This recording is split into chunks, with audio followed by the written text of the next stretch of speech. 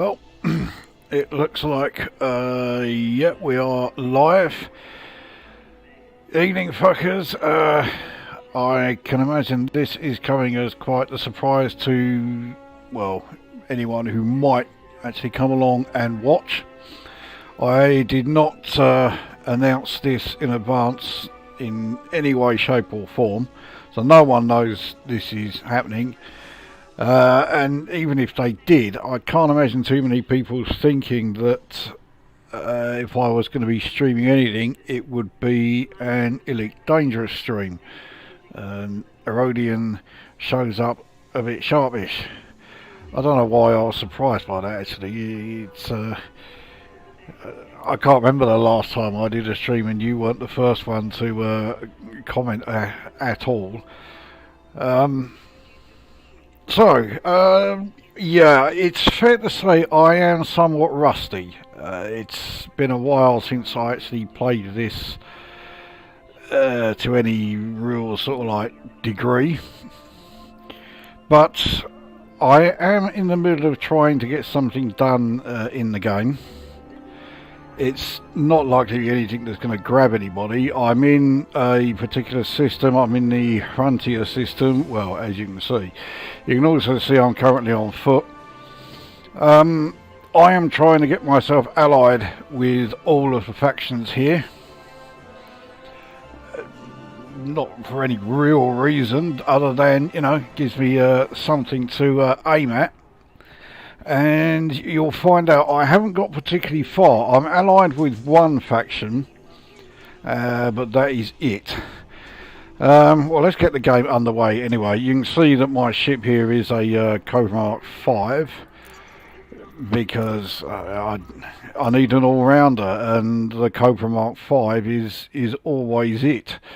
There are a number of players who would say that the Cobra Mark 5 is the best ship in the game, and I'm one of them.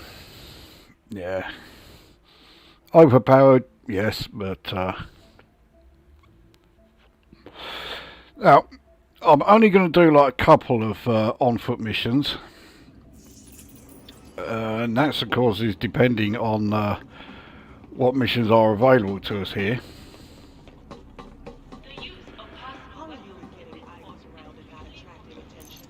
And yeah, once I've done those, we'll do a bit of combat in the system, which will give me the chance to show a couple of new ships that yeah, never made an appearance in any of my streams or videos of Elite Dangerous before, which will probably give you at least a reasonable clue as to what those ships are. Totally agree. So I had the Cobra Mark 5. Yeah, it's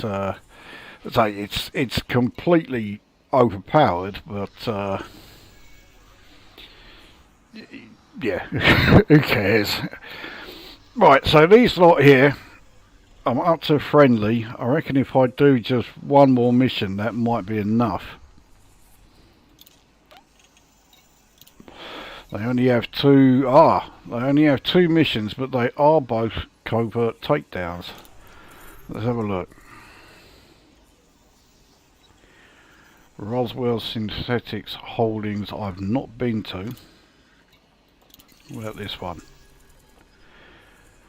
This one is going to be a little more difficult.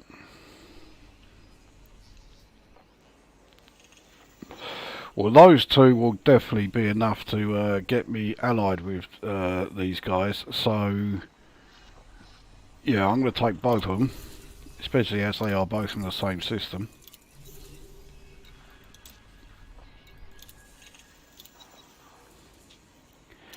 So, that was quick. Right, let's get into the ship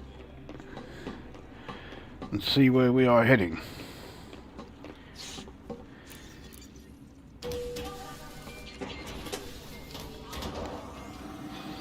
Almost like they're hoping you'll pay money to get the ship. Well, I think Frontier Development's really fucked up with the idea of, let's face it, it is pay to win, But I think they massively overestimated what players wanted with regards to any new ships. Right, players had been crying out for years that they wanted new ships. Okay, I mean, obviously I'm going back to just before the Python Mark II was announced. So, and players have been saying for years, you know, yeah, we want a new one. I think the newest one up until that point was the Mamba, I think it was. So it had been, like, you know, a good, like, 5 years or so. And obviously, Frontier Developments had thought right from the get-go, right, how much money can we get out of these people for this? Because no, you know, there are so few new players of this game now that they can't rely on new players coming along.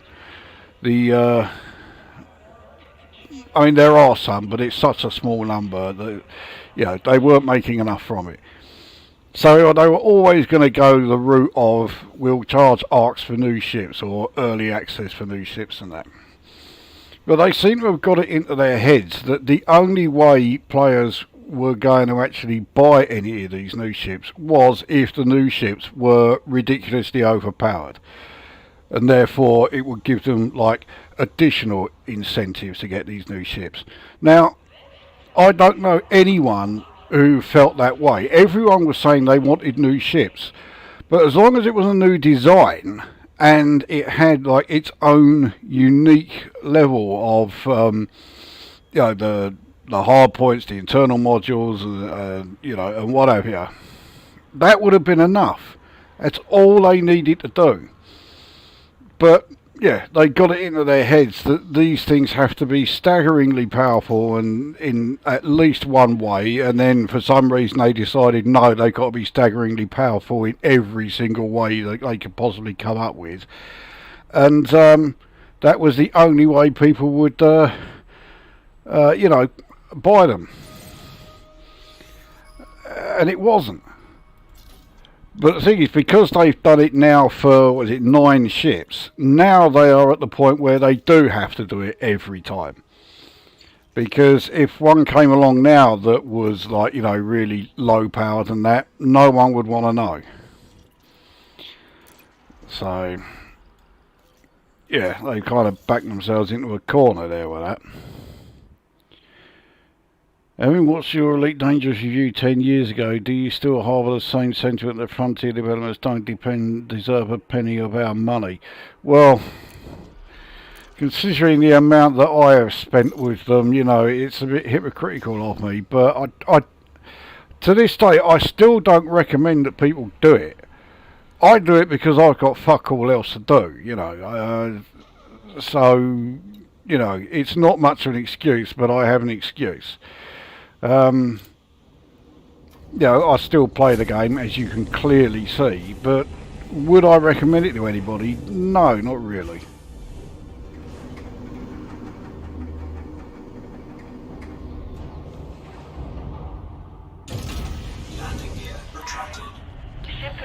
Right, so anyway, we are heading off to the Ember system. This first mission we're doing is on a planet that I've not yet been to, so I will map it before we land there. But the second mission is on the outermost planet. I have been there before, so I don't need to map that one.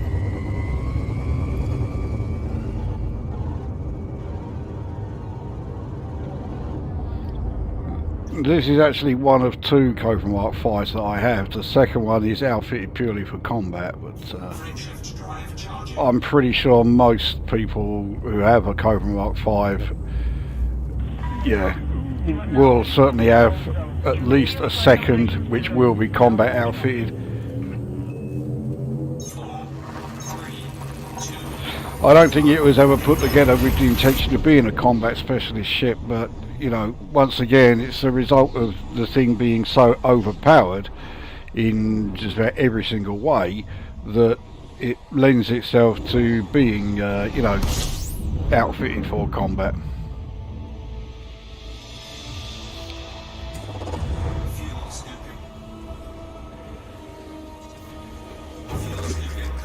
Now, these 2 missions that I'm going to be doing, I'm doing them purely to gain the reputation with the faction. Although having said that, I probably only need to take the faction reward from one of them. So I wasn't going to bother looting the place and you know, like stealing absolutely everything from it, but maybe I will from one.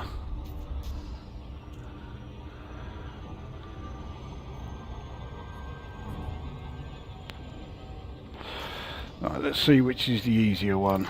It's the second one is the easier one, so we're heading to the most difficult. Well, being the most difficult, this one should, in theory, have the most like, you know, decent resources to loot from the place. The fact that it's an industrial settlement certainly backs that up. So okay, we'll loot this one dry. The second one, I'll just go in there, get the job done, and then bugger off. How does that sound? I've been hopelessly captivated by power play. I had no interest in the first iteration of it, so I don't understand why that's happened. Well, there's no doubt that the changes that they made to power play were very much changes for the better. Well, I don't know how much of it you have done. What is your... I mean, who are you pledged to, and what's your current rank with them?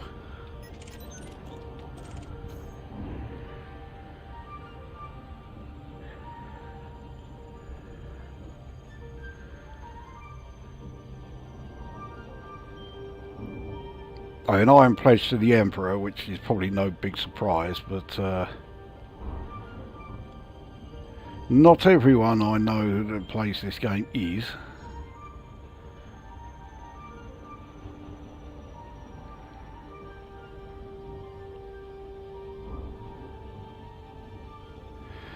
Yeah, this is the planet I've not yet mapped as well, so we'll map this before we go down.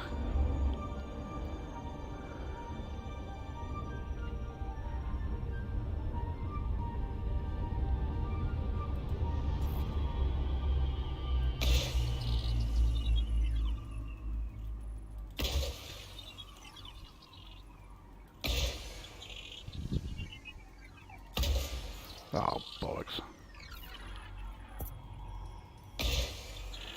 Right, that should be enough. Leon rank 800. Jesus Christ. I mean, I thought I was doing okay. My rank is 140, and I thought I was doing alright, but 800. 5 biologicals here. The fungoid, osseous, tussock. No, I'm not doing any exobiology yet, but yeah, it came as quite a surprise. I'll come back here another time and do that, considering a lot of the missions that I'm getting from Hruntia result in us having to come to this system. That could come in handy, because I'm really desperate for credits.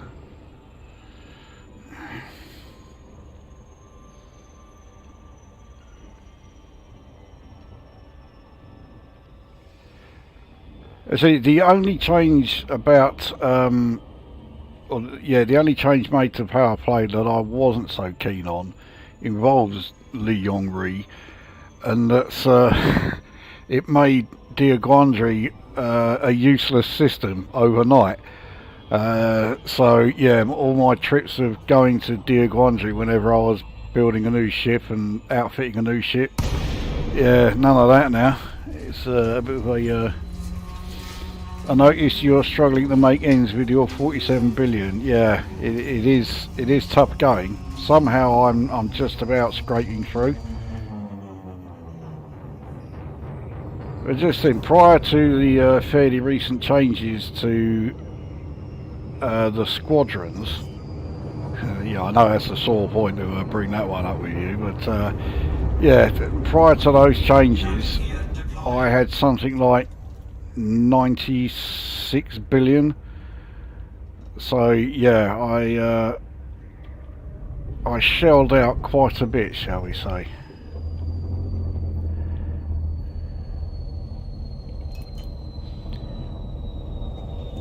Okay, well, I'm certainly familiar with this layout. Sniper plasma is definitely the loadout I want, so let's go and see what's what and who's where. It's fine.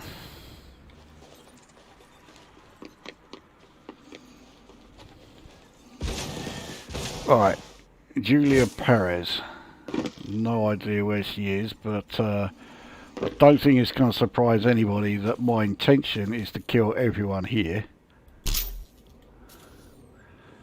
So, yeah, if I do that, then obviously, you know, I can't fail. Now, I've just seen the first change. Yeah, they're opening fire on ships that come into land. Now, I noticed that before, but that seems to be all they are doing at the moment.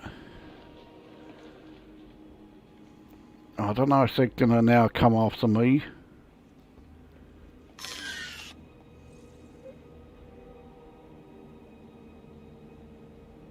This one has stopped. He's still going. The one that's nearest me is... there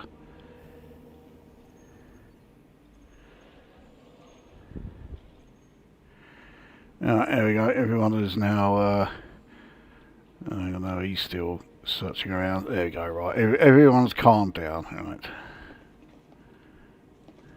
Just waiting for everyone to get back to their original positions. So did all that come about because they saw me shoot this fucker? I'm guessing it must have done.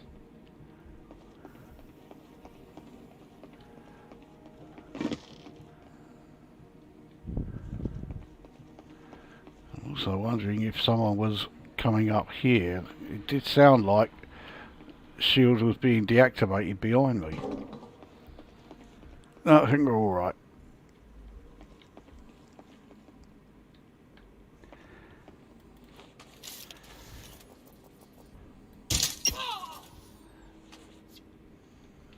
Alright, let's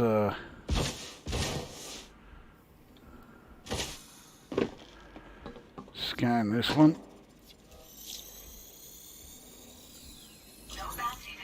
And he has a level 1 access, which I will need to get in.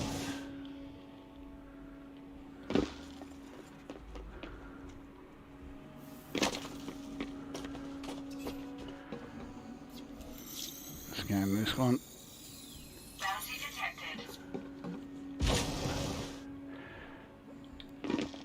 Alright, this one's still heading towards us. Not now.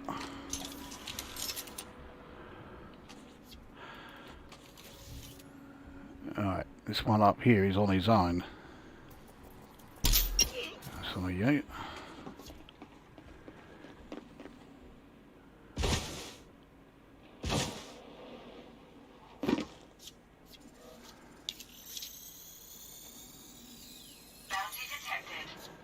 And this one, alright.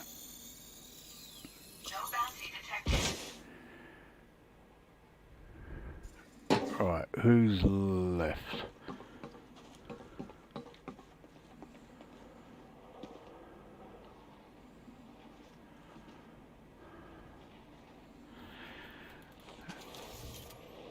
Kind of out in the open here, but yeah, no one saw it.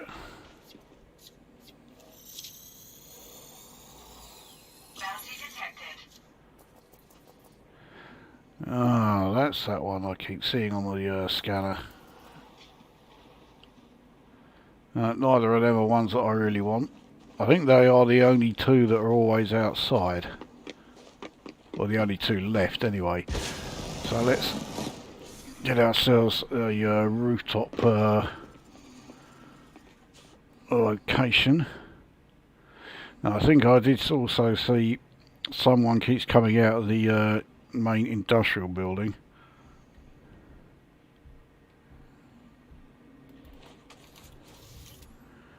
Oh, what a place to stop. Well, if I fire at that, I'm going to trigger the alarms, so... I'll tell you what, let's try this. So they're down.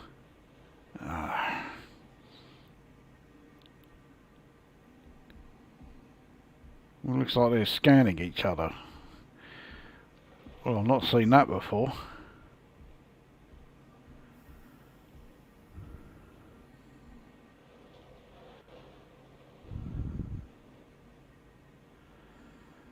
I'm just hoping that this one doesn't see the body that's they're just about to get rather close to.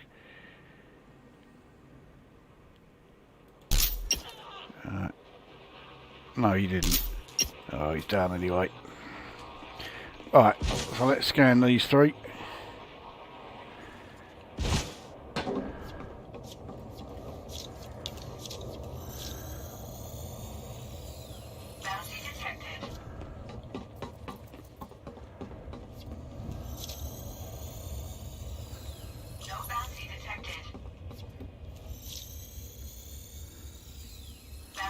Right, that's everyone who comes outside. So let's get into the security building and get the alarms off.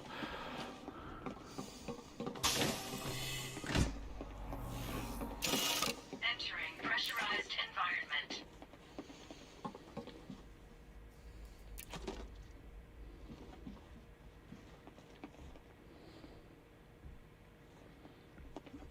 You know that? No.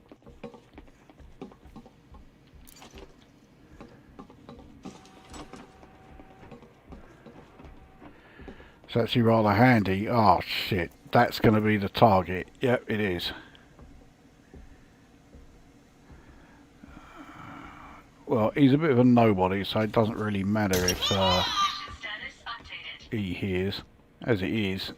I mean, there's no way he didn't hear that.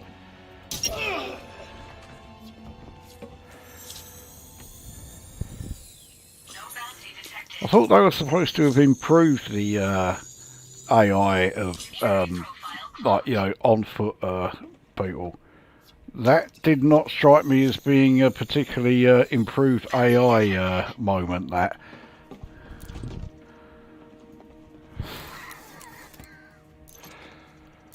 There is no way he didn't hear me shooting right in the minge, and yet he just carried on walking as if it was absolutely nothing going on.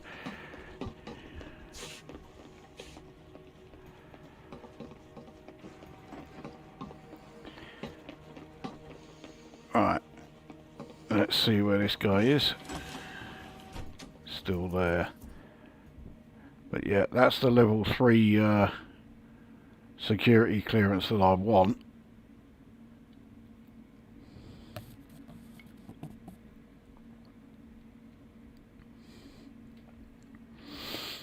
So, those who are watching, so basically, yes, you already. Have you got the Kestrel yet?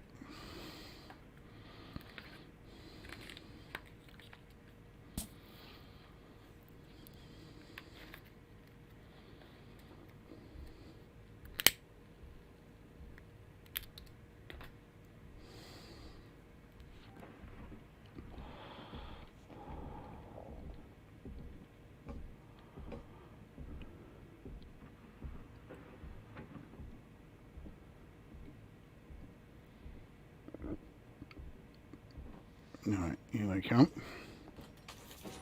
There he goes.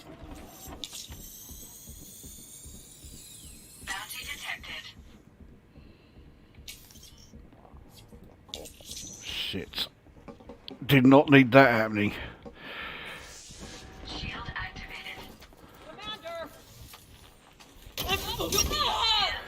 Oh well. That Shield deactivated. was easily taken care of, or a lot more easily taken care of than I thought it was going to be. Security profile cloned. I did already scan this one, didn't I?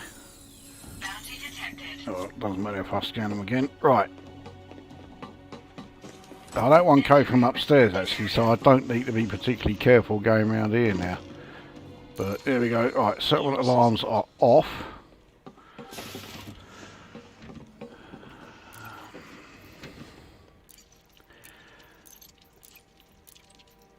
Not much there that I can sell on the carrier, but still. Now,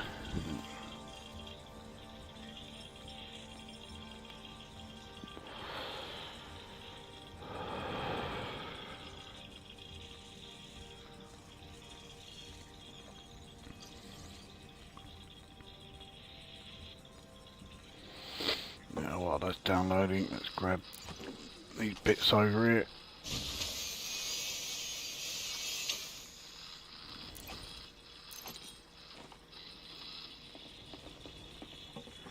I think that was surveillance equipment I just picked up. Now, I can't remember if that's used in any suit upgrades. I know it's not done when you're, improving it from grade, 1 to 2, 2 to 3, 3 to 4, etc. But I'm sure there is an engineer mod that uses surveillance equipment.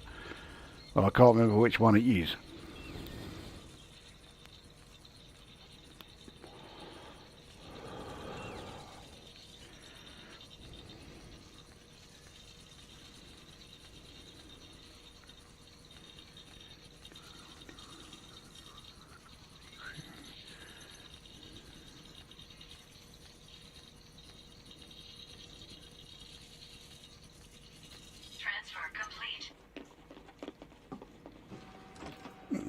Grab these couple of bits.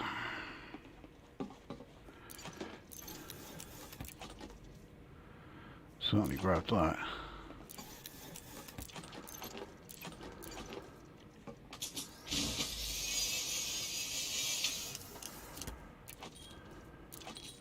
Yeah, there's another surveillance equipment there.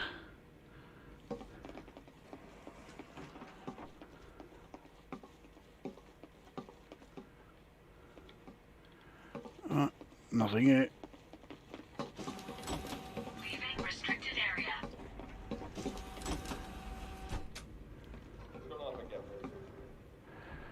Alright, looks like he's the only one there, so I'll take him. No bounty detected. Right. We'll disable the anti-personnel turret. That's the only thing I really need to disable. Anything around here? No. I think the electrical fuse, for what it's worth.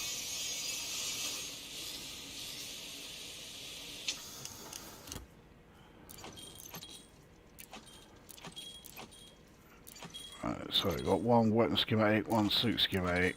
Not a great haul. That's usually the best cabinet in the settlement.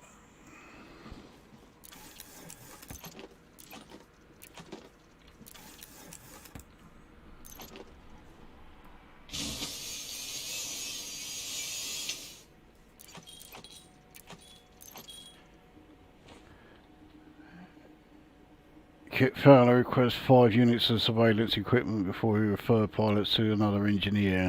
Okay. Right. In that case, then I'll sell them on the carrier for what it's worth.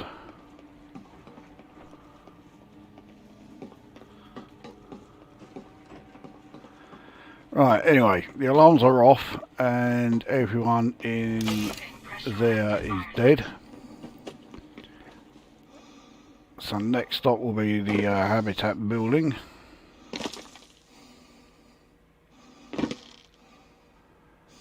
Yeah, there is someone upstairs.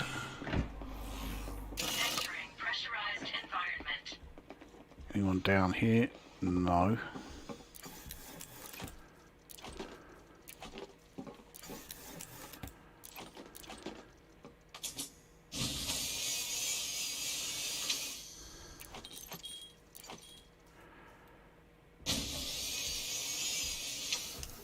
Why didn't I start the download here? Oh, especially as there's a fair bit. All useless, but Downloading data. The power place stuff from here is no good to me either. Anything from Ember, yeah, I can't hand it in to this system.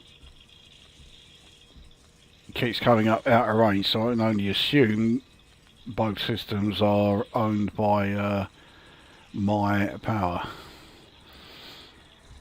So yeah, phaser rudder, yeah, cheers for the heads up on that.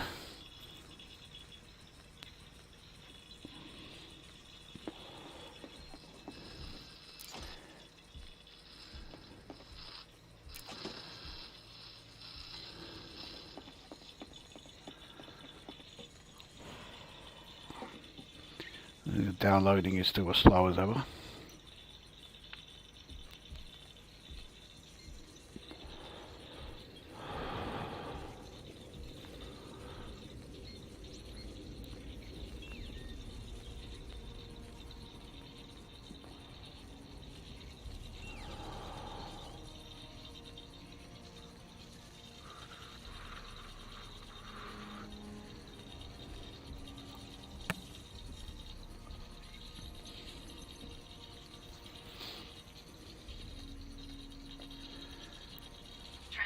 Right, job's a good one. Let's head upstairs, take out this fucker up here. Here it is. Always comes along and scans. Never really gets the chance to finish it. Bounty detected.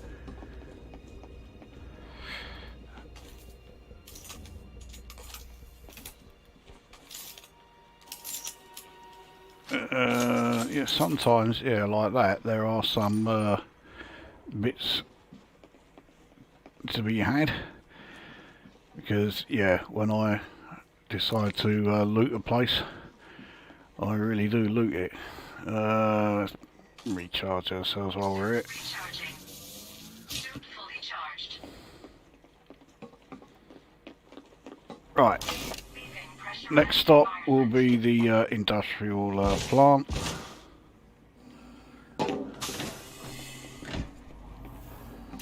Entering pressurized environment. Yeah, it's unusual having someone downstairs. Normally they're up on that mezzanine section.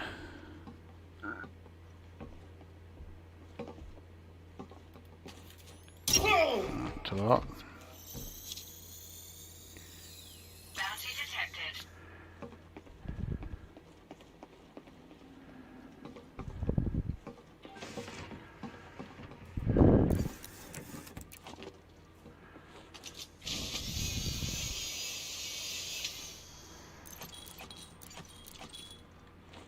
Well, they're all pretty valuable as far as selling them.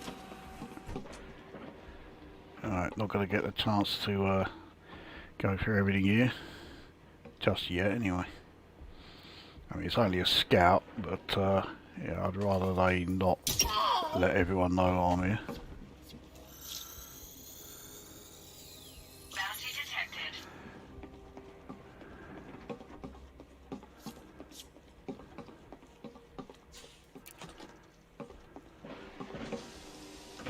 This is everything.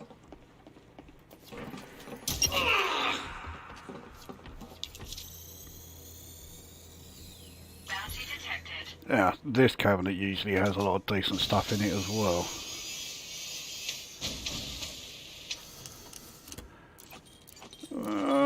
It's not bad. It could have been better. Could have been a lot worse as well.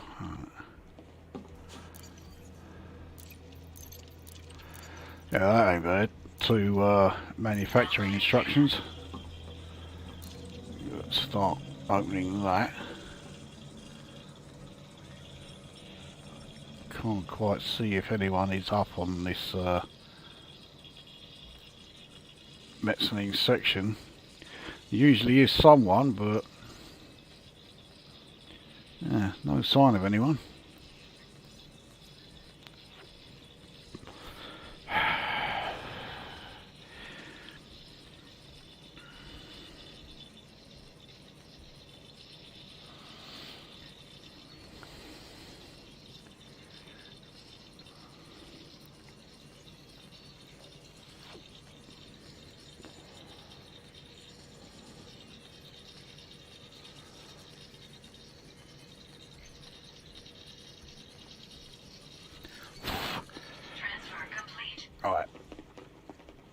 finish off looting down here.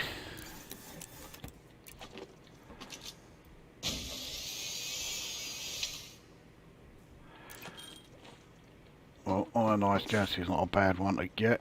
Sometimes there's something in that corner, not this time though. No one up here. That's the power play container. It's not really worth me doing that because, yeah, I can't do anything with it. Anyway, not those that I pick up from this system. I know there's one system that I get missions to, and I can use all of the power play stuff I get from there, but I can't remember which system it is.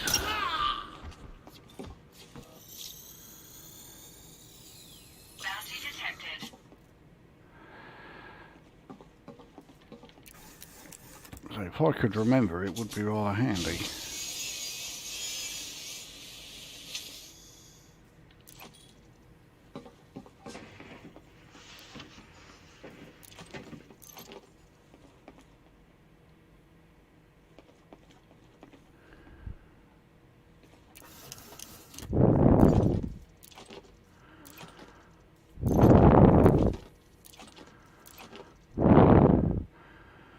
Right. It's almost everything from here. Just gotta wait for the sample to come out.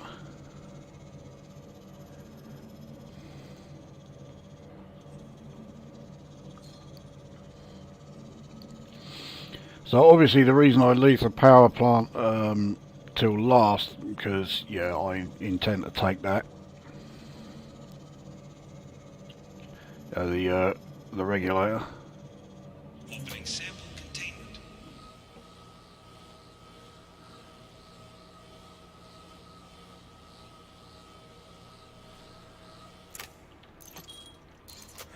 Right.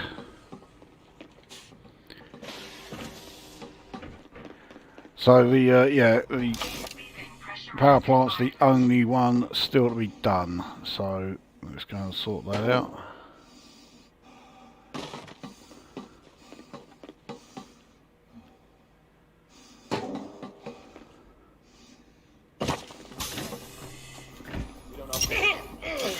You're about to tell me for the billionth time that we don't often get visitors here. No bounty detected. Alright, anything else here? Yeah.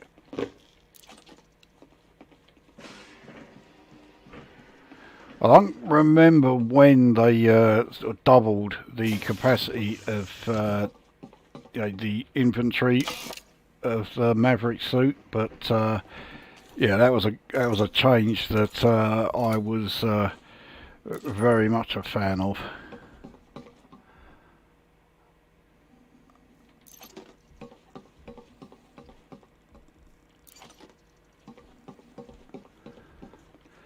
Alright, so we have one here. I don't know what the hell they were doing, just standing there. It's like they were using some sort of keyboard, but yeah, it's thin air keyboarding, air typing, whatever you want to call it.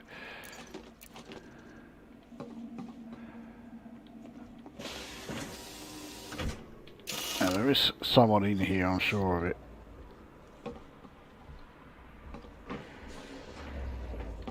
Oh well, I can't see them wherever they are.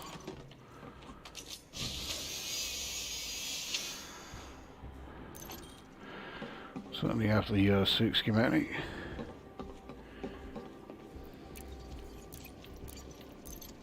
Downloading data. Right, while that is downloading, we'll overload that one because we need various doors to be kept open permanently. I won't use that just yet.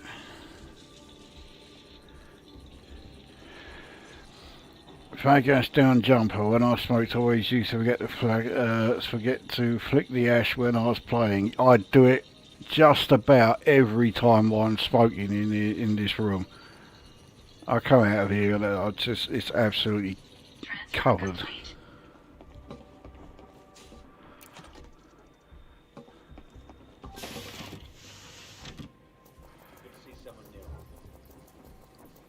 I can't remember if I can shoot through that. Yes, I can.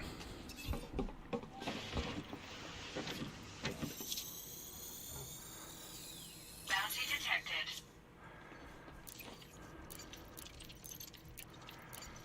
Downloading data. Right.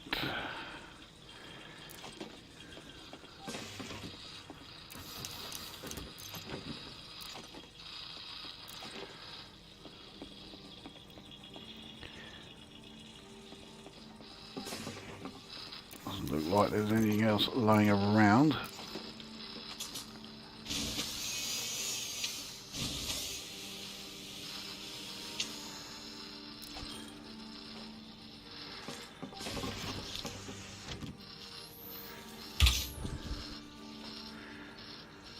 Alright, everything else I need to do will take you too far away from here.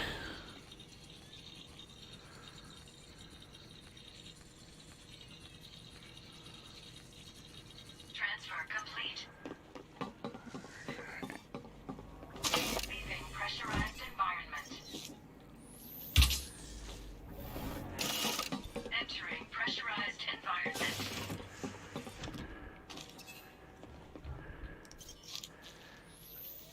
Alright, so that is all ready. Let's just clear out upstairs and then we're done with this one. So you're just going to stand there? Turning back to me, that wasn't a good idea. No bounty detected.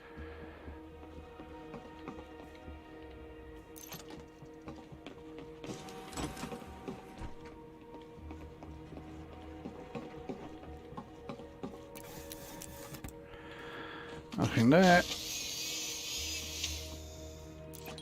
Another weapon schematic. Right, that's the place cleared out as much as I'm going to. Let's go and sort out Power center shut. that. Power center shutdown protocol has been initiated. Suit fully charged. Where's the nearest computer terminal? Here in the foyer. Yeah. Let's just make sure that everyone is actually dead. Yep. I wish they'd show a bit of mercy with a cutting tool. Oh, you missed a tiny bit. Yeah, I mean, it's been like that from day one, hasn't it? I played a bit after launch, got a few ships and about 100 mil, then stopped playing, was pre-engineers, I think, just reinstalled today for another look. Well, if that, the last time you played it was pre-engineered, I mean, the game has changed almost beyond recognition compared to that point. At that point, it was fucking awful. There was so little to do. Now, yeah, you certainly can't say there is not very much to do in it. In fact, if anything, now it's almost the other extreme. You don't really know where to start. You know, shall I start with, you know, on foot stuff? Oh yeah, okay, yeah, I'll do that. Oh, and then you start thinking, oh, hang on, that means I haven't got a very good ship. All right, then I'll sort out the ship bit first. Oh, but then that means when I am going to land on a planet, I haven't got any decent suits, and you just can't make up your mind.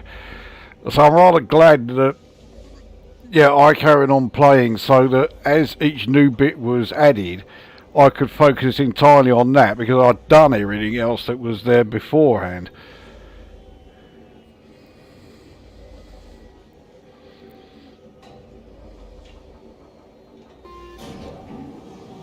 Shutdown T minus 60 seconds.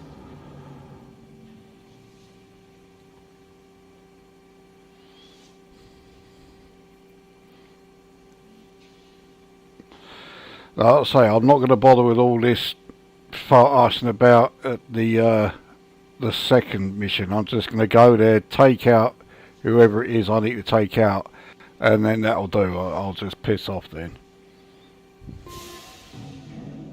Power center shutdown in 30 seconds.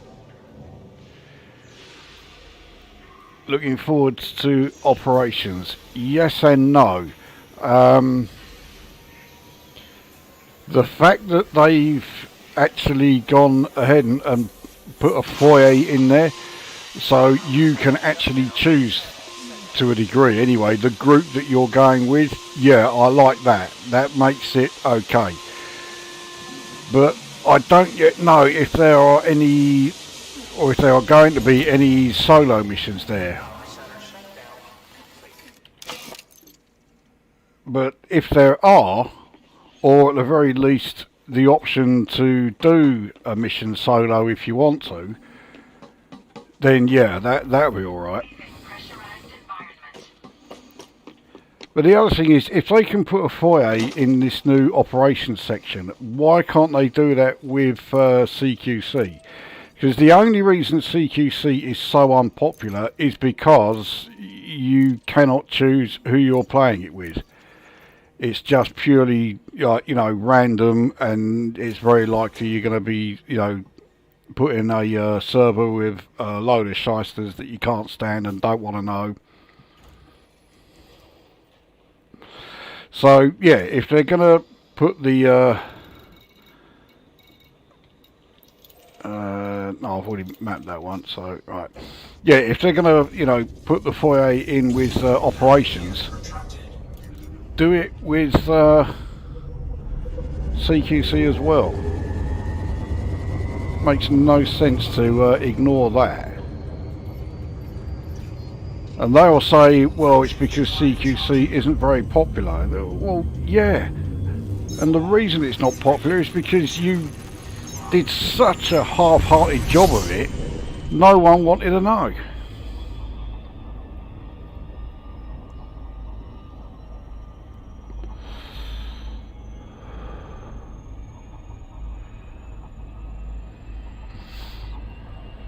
Yeah, so if I bought Odyssey, didn't really play it, was disappointed they dropped VR on foot. I mean, when Odyssey came out, it was a total fucking disaster. No other way of putting it. It's improved massively since then, but by then, as far as a lot of people were concerned, the damage had already been done. Yeah, I'm an aggressive introvert as well. I'd like operations for one. I'll say, the chances of them actually doing operations missions specifically for solo players, I think, is very, very slim indeed. But as long as the option is there to, do an operations mission, just with no other players, yeah, I'd be all right with that.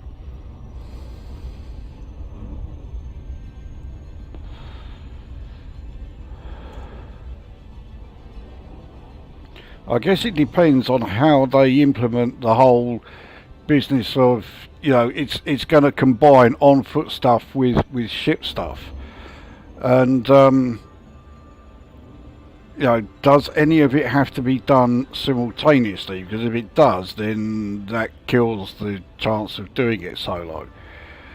But it also means that, who the hell is going to draw the short straw and be the one that's in the ship while everyone else pisses off onto the, wherever it is you're going, and, actually does the interesting stuff. And then you got this other poor cunt who's sitting there in the ship doing nothing, just waiting for everyone else to come back. So hopefully they won't implement it as badly as that, but this is Frontier Developments we're talking about. You certainly cannot rule that out.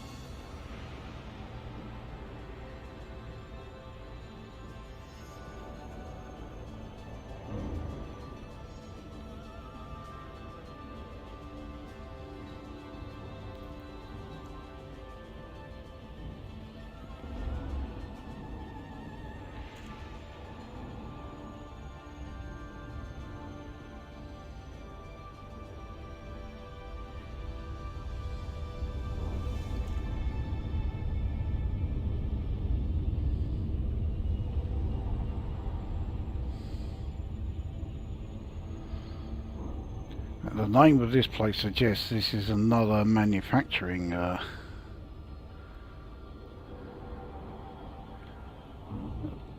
settlement.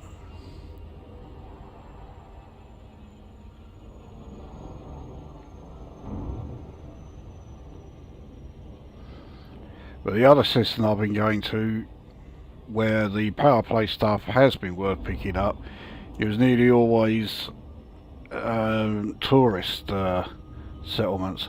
I can't stand those. They never have anything worth taking from them, apart from in the in the actual power the power building.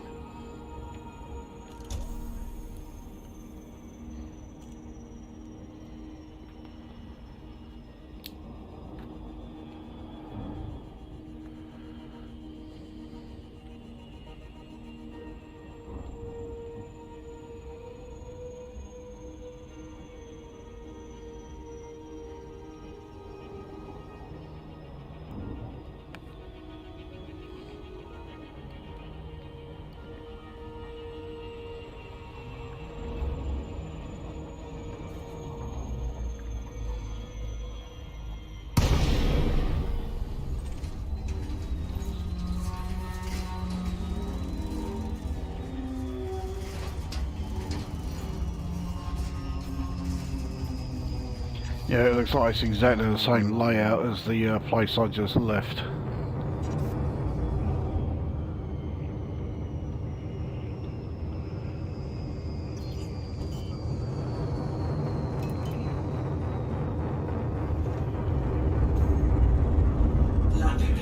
Yeah, it is. Now that almost certainly means that the target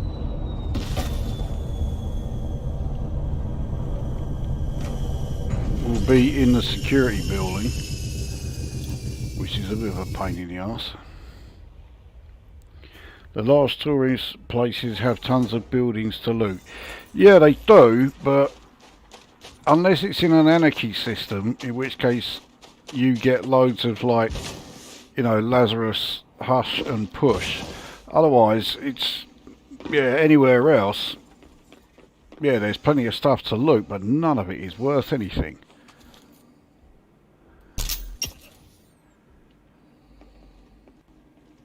Oh, I thought someone had seen that.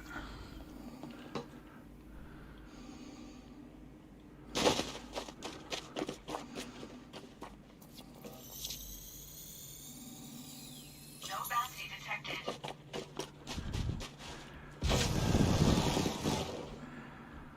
Alright, where's everyone else? I don't know where this guy's pissing off to, but yeah, he didn't get there.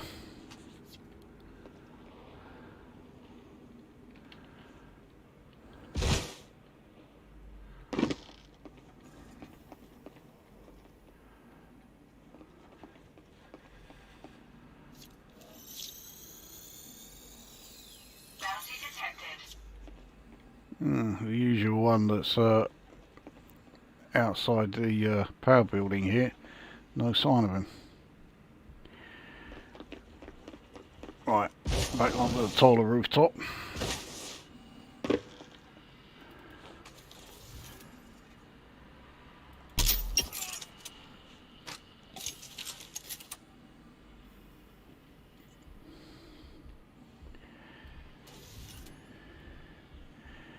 Yeah, he hasn't even made it to the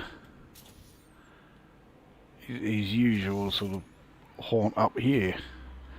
There's no one else up there, so down goes that one. That one saw something, but has not reacted. Oh well, that was not a good move on his part. Her part. No bounty detected.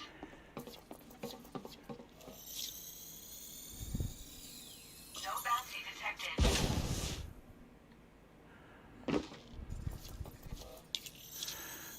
Right, well, I can get me level 1 clearance. Security profile cloned.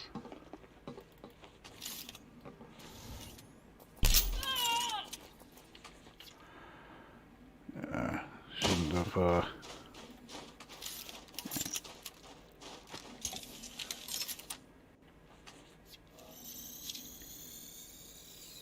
No bounty detected. right. While I'm here, let's see where old Dominic Pope actually is. Yeah, in the security building.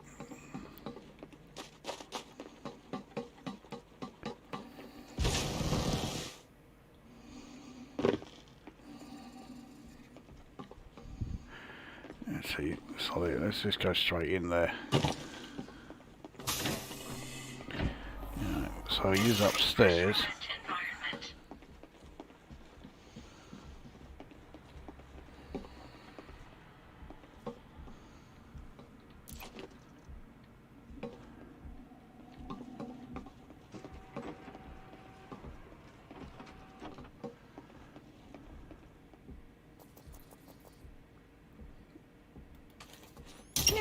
Mission status updated. Once again, the technician that was right there Bounty detected. hasn't moved an inch. Bounty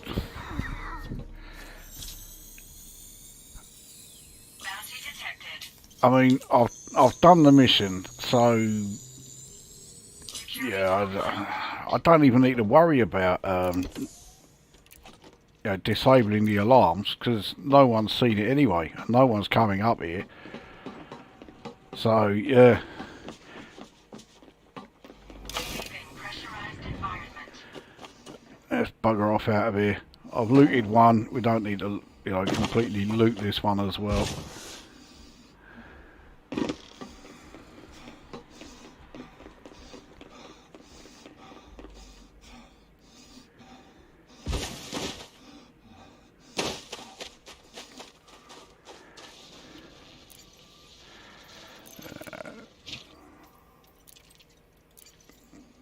Yeah, didn't pick up. Yeah, pretty much bugger all. NPC makes me laugh like they couldn't see the guy jetpacking along the roof. Yeah, and this is supposed to be the improved AI. I mean, yeah, I've not seen much to make me think, yep, that's certainly improved.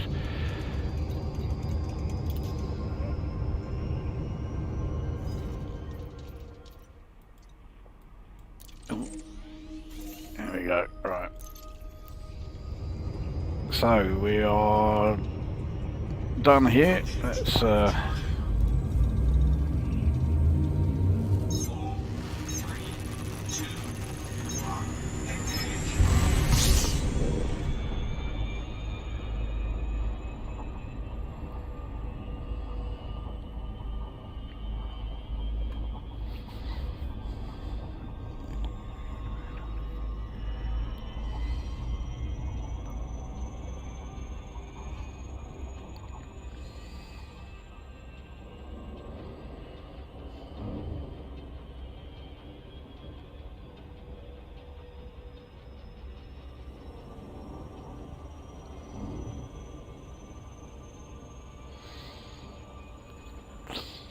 once we're out of the orbital cruise zone, like now, let's see if we can actually almost. We'll start the countdown anyway.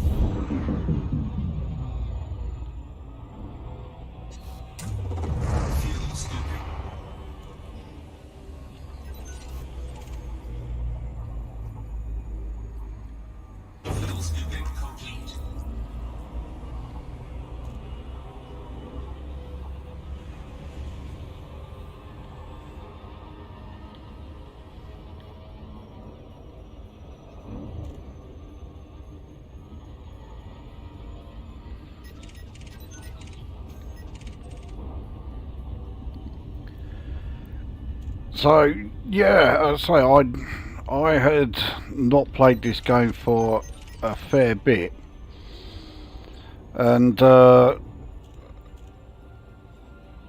yeah, when I started playing it again, I thought, right, I better catch up with what I've missed as far as, you know, any updates and all that. So that was where I found out about the supposed AI improvements. And I thought, well, the on foot stuff might be a bit challenging now. No.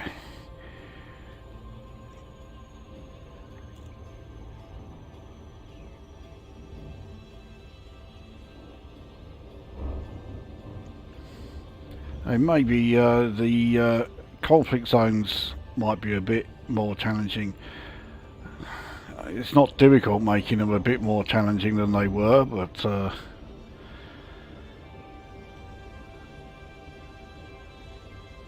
actually, when it comes to conflict zones, whether we're talking on foot or space conflict zones, I'll settle for them actually, you know, just working. That'll be fine with me. You know, I'll be happy with that. I mean, I know I'm asking a hell of a lot there, but yeah, that would be good enough. I mean, I have put together a ship which I really had conflict zones in mind with it, but I've not yet tried it out.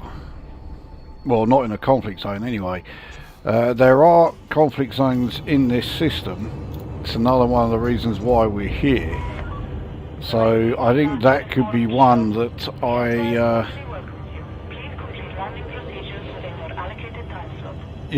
give that a shot once we're done with the on-foot stuff, which I'm pretty sure we will be once I've handed these in.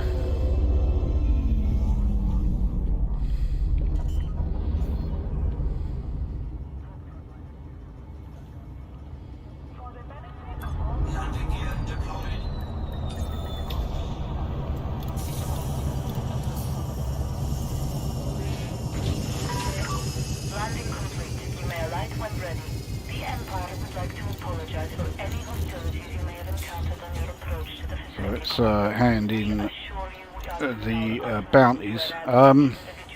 Actually, I was saying, I was going to ask anyone here, who's doing power play and has reached like level 100 plus. Do all of the powers give you this? I'm getting plus 140% payout from. I'm pledged to the Emperor. I'm rank 140, so yeah, I've definitely got the power play bonuses and all that. So yeah, is the Emperor the only one that does this, or is it one that all of the power play factions do? So Ember Future is now cordial. Ember Flag is also cordial. So yeah, we're getting there. Our reputations with everybody. Message retracted from Tower Bridge. So yeah, I can't really respond to that one. I feel several hours of button mapping my X5S happening. I think I bought HCA voice packs as well. Is that still a thing? I never had the remotest interest in the HCA voice pack, so yeah, I'm the last person to ask. And I've always, from day one, I've always used mouse and keys. I've never used, HOTAS or whatever. So yeah, again, I not the one to ask. Good to see you. Li Yongri doesn't do that. Okay. Maybe it is one that only the Emperor does then. Oh. Right, we'll take the reputation. And that looks like it's done it. Yeah, it definitely has. We've sailed into the Allied. So this one, I mean, it's only graphene, but fuck it, might as well have it.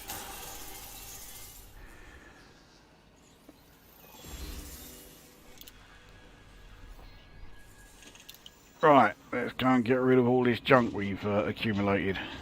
What can I get you, Commander? So how may I be of service today? Have a look. The only thing you won't find is a discount. Alright. Well, I'm certainly not going to get a hell of a lot here. Let's seen the attraction of this place. try and get Indeed. a couple more. Strange, but there's something about this starport that reminds me of home. Yeah. It's weird. I'm always hearing great things about this place, but I don't get it. I see your point. Yeah, it needs to be 27, and well, there you go. That'll do. You should get a good price for that. All right, tech is the next important one.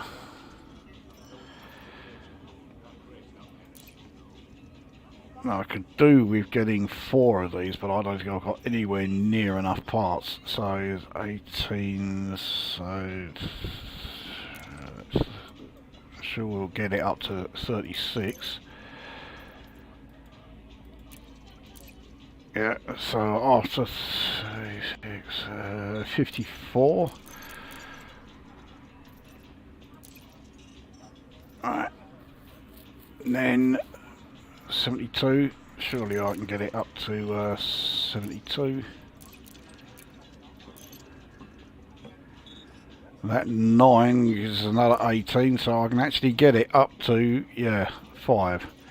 Okay, it's 1 over, don't really care You should get a about good that. price for that. Alright. So let's see if we can get 80.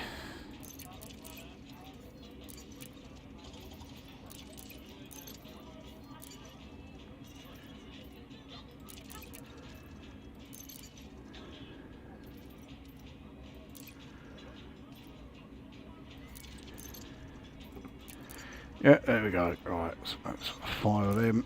Interesting choice. Right, and then let's flog Seeing as I've got some time off, Whatever do you need have to any sell, I can advice handle about it. where to go? everything that's no good for Nothing you. needless travel. I see what you mean. I know G-Meds are used in a engineering mod, but it's one that no one seems to be all that interested in, so I don't bother selling it on the carrier.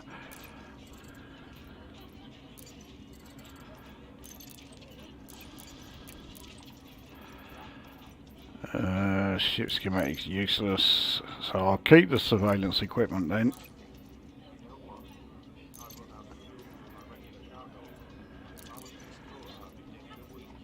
Right.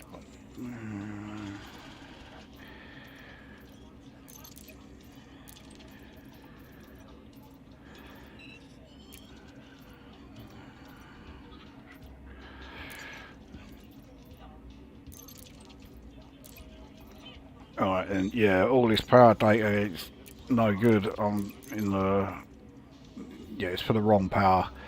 So well, there we go, we're up to 47,828,102,958. Anything else I can help you with? I'll find a Good way day, of getting business by man. with that. Right, let's head back to the carrier, and we'll change ship and get some space combat started. The background conversations are so shit. This, yeah, yeah. The background conversations are unquestionably some of the worst I've ever heard in any video game. And that one where they always say, oh yeah, it's strange, but there's something about it that reminds me of home. The number of times I've heard that, and then the person they're talking to says, yeah, this may sound strange, but there's something about this system that reminds me of home. And couldn't they have actually programmed it so that they are not saying the same, exact same thing to each other? No, they'll just leave it as is.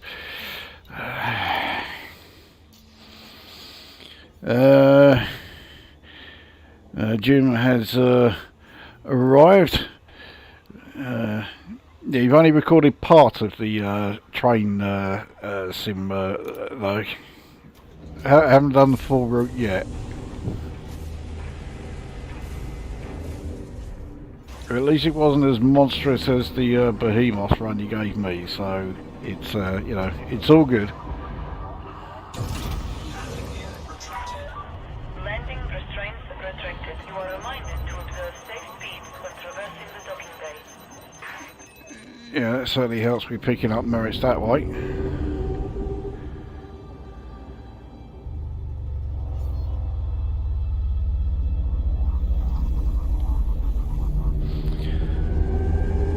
I see Lukozer is down to his last 47 billion. Yeah, I mean, I piled in quite a few into the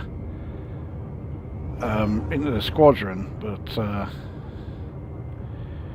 I'm still somehow able to scrape by on the 47 million that I have left.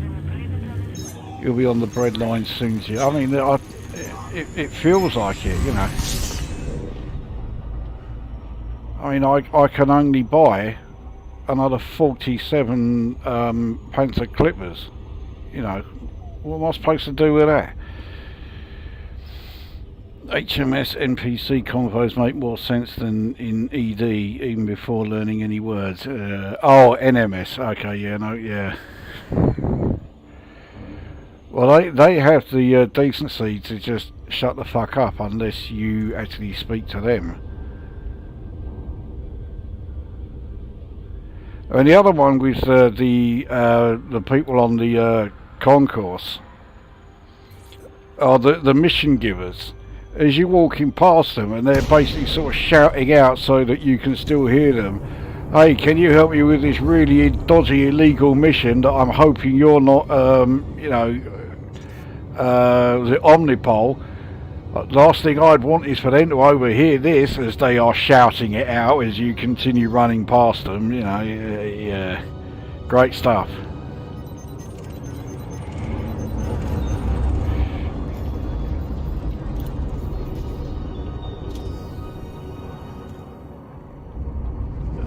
Pad 16, right. Permission granted. A landing pad has been assigned to you, Commander.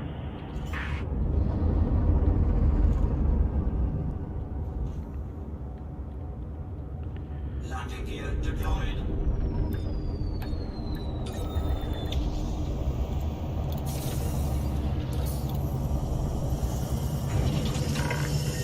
Contact confirmed. Clamps engaged. Welcome to our carrier, Commander. Right, I have got some universal cartography. I mean, it's only, yeah, it's really not very much. I wouldn't get much in the way of power play. Well, I still got power play merits for them. So, okay. I didn't think you were supposed to get power play merits if you handed cartographic data into a carrier. Well, and what's that done with my power play now?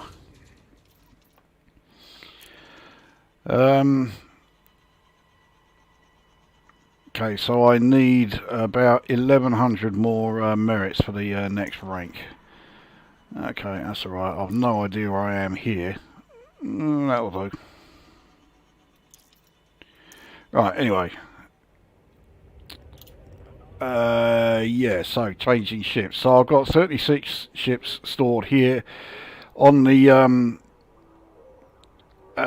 squadron carrier.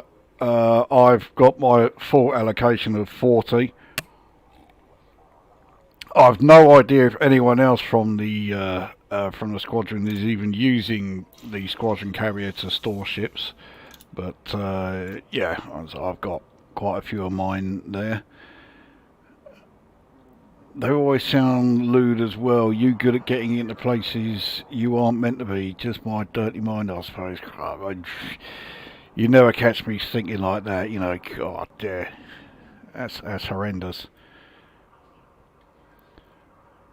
So yeah, so I do have my Kestrel here, the Plank, the Yank. No, I don't have a dirty mind at all. You know. I'm trying to remember actually. Did I show the Panther Clipper in the previous video? I mean, I'm not going to take this into combat. This is, you know, he's got plenty of armaments, but yeah, you're not going to be taking this into any sort of like conflict zones. These are all purely, defensive stuff. But cargo capacity of 1,024 is not bad. The fact hunt.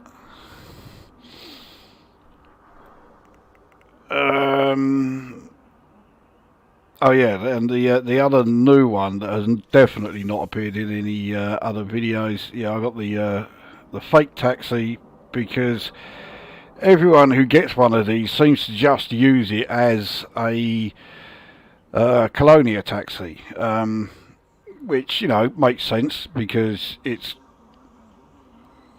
the impression I get is it's easily doable to take one of these from Seoul to Colonia and do the trip in under an hour. Probably not with this particular loadout. I've definitely outfitted this for combat, but yeah, it's I may end up getting a second one and using it as a a way of getting to Colonia a bit sharpish. Quite why I'd want to go to Colonia and leave my fleet carrier here, I don't really know, but it's there anyway. So yeah, the Kestrel is the brand new ship, so we'll take this one. Nice of you to name the Clipper after me. Fact hunt, yeah. I'm in no position to fucking talk there.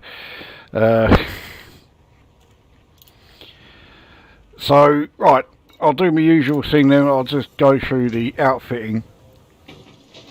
So, as always, we'll start with the core internals. I don't think there's going to be too much in way of surprises here with any of this. So I've put mirrored surface composite armour, which has grade 5 lightweight with angled plating. Power plant is overcharged to grade 5 with thermal spread. I mean, this thing needs all the power it can get. I mean, it's not like I'm only just, able to power it up. I'm using 26.8 out of 27.7 megawatts, so, it could be a lot worse. The agile boost thrusters. Now, here's the thing with these. If you pilot the Kestrel in the way that it was really sort of like intended to be piloted, i.e. you're doing a hell of a lot of manoeuvring while you're boosting at the same time, with grade 5 dirty drive tuning, this thing is apparently bordering on the unpilotable, or whatever the word is. It's, you do not want to be putting grade 5 dirty drive tuning on this if you are driving it that way. Now, I don't drive it that way. I keep saying drive, I mean fly, I still fly this the same way that I fly all of me small ships. So for me, this is much like flying admittedly a more agile version, but it is like flying, an eagle or a vulture or a sidewinder. It's certainly still more manoeuvrable, but it's not the ridiculous levels of manoeuvrability, because I'm not using the agile boost thrusters in the way that they were, really intended to be used. I can live with that quite nicely. Frameshift drive, yeah, it is an SCO drive, increased range grade 5 with mass manager. I bet that shocks a lot of people. Life support, I mean, it's only a grade 1 miscellaneous lightweight, which only did grade 1. I meant it was a class 1 life support. I mean, it's saving so little weight that it wasn't worth doing. Distributor, so yeah, it's a class 5. This is the weak point of the Kestrel. I mean, this ship really does need a weak point, because it's already, say, massively overpowered. But at least the fact that it has only a Class 5 distributor means that it's not, utterly ridiculous. So I've got charge enhanced distributor. I've given it cluster capacitors so I can, at least charge that tiny little bit more. And then the sensors are long range, grade 5. They're only class 2s, so the additional mass really doesn't make a hell of a lot of difference. Mass is 5 tons. Big deal. Optional internals, so I have a bi-weave, class 5 bi-weave, which has grade 5 thermal resistant shields with the fast charge experimental. Then I have 4 Guardian shield reinforcements. So yeah, 2 class 4, 1 class 3, 1 class 2. I then have 2 hull reinforcement packages. These are class 2Ds. So one is blast resistant with angled plating. One is kinetic resistant with angled plating. And then I have my detailed surface scanner, which expanded probe radius, as they always do. As far as the utility mounts, it's again no surprises. It's all A-rated shield boosters. 2 of them are resistance augmented with force block, and 2 of them are heavy duty with supercapacitors. And then with the hard points, so the 2 class 1 slots are taken up with gimbaled pulse lasers, which have the grade 5 rapid fire modification with phasing sequence. And then the 3 class 3 hard points, it's to me it seems ridiculous. This is a small ship and we're talking about 3 large hard points on this thing. Anyway, yeah, so I have pacifier frag cannons. They all have high capacity magazine, but they have varying experimentals. So this one has corrosive shell, which means it doesn't have quite as much ammo as the other 2. This one has drag munitions, so nothing's going to be running away from me if I'm hitting it with this. And then I have, pacifier frag cannon here with just plain old oversized, just to bump up the damage that little bit more. So bottom line is I don't have any of the new the plasma shot cannons. It's not that I don't like them, but they give off so much heat that I'm not very good at using them. So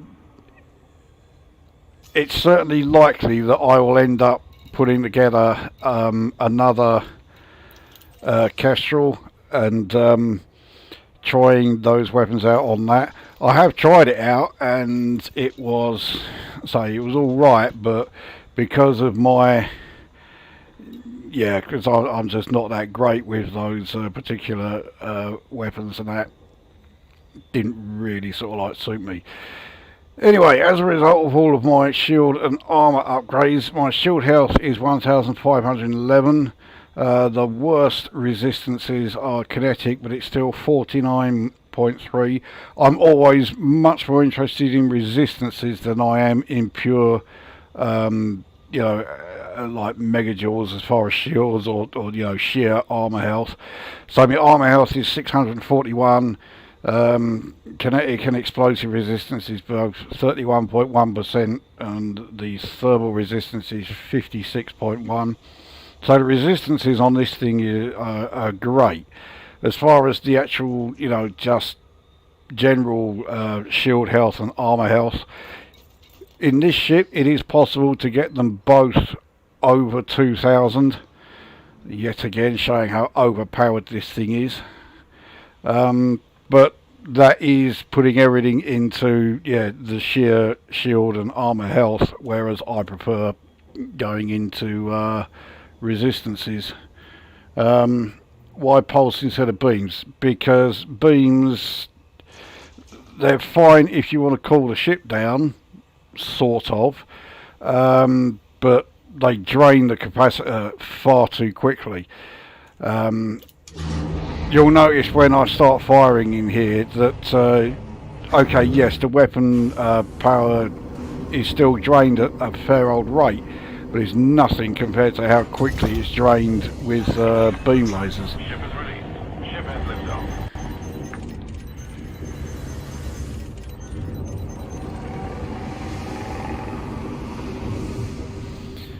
So, we'll head to this hazardous extraction site, see what we've got. Frameshift drive charging.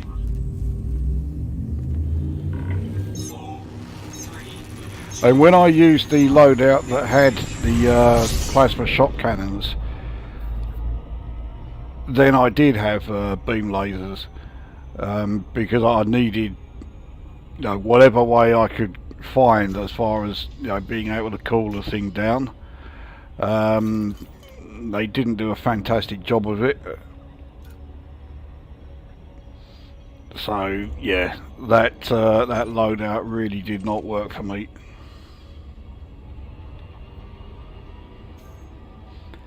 It took an age to actually realise I'd scanned that ship.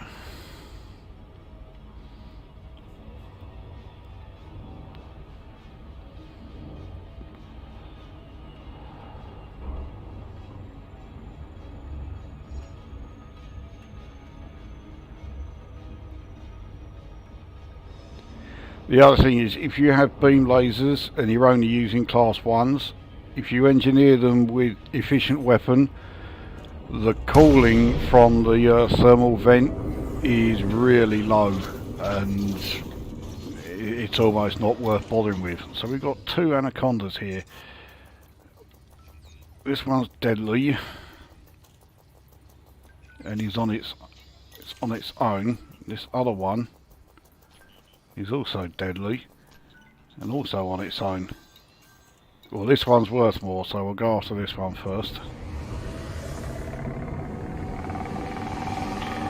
So, bearing in mind, I'm in a small ship and I'm going after an anaconda.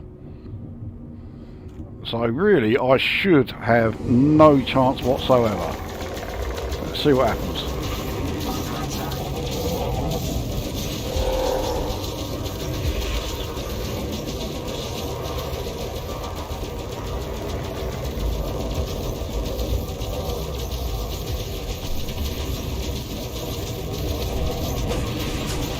So his shields are down already.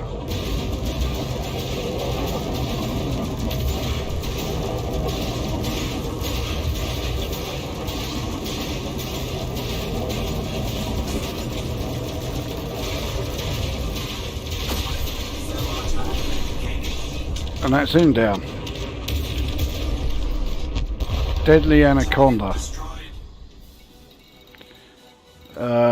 I won't bother picking up any materials. Right, so we have the second anaconda that's still hanging around.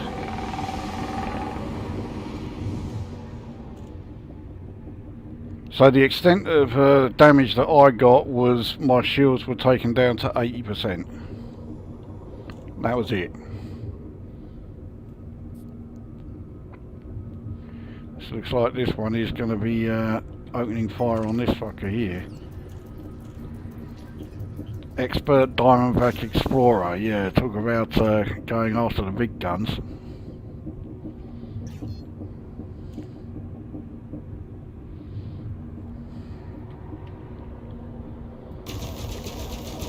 And this one's got ship launch fighter as well.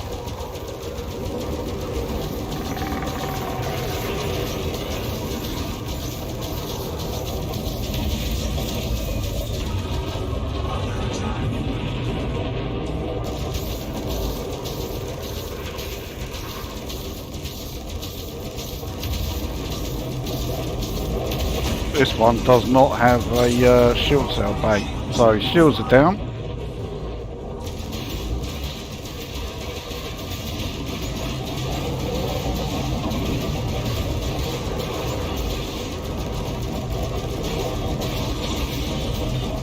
already got him down to 20% hull. Oh, 28%, sorry. So he's down to 1%.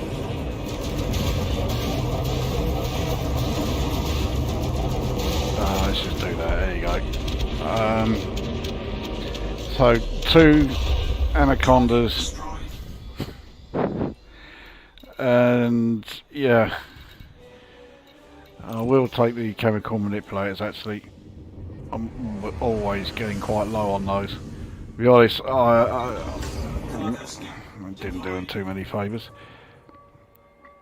Yeah, in fact I've still got 101 of them, but as far as I'm concerned, I'm still low on them.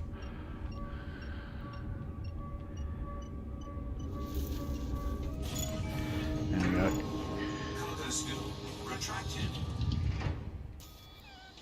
Shredded Anaconda, yeah, I mean, alright, it does help that, you know, because they're so large you really can't miss. But, yeah, the old pacifiers are doing quite a decent job on them. I don't usually bother with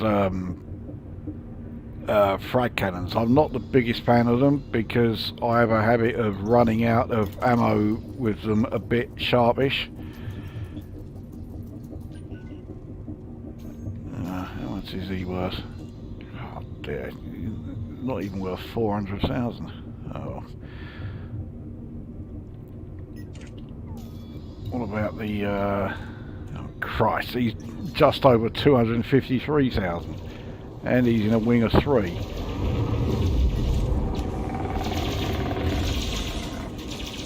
think I've come in a little bit too fast.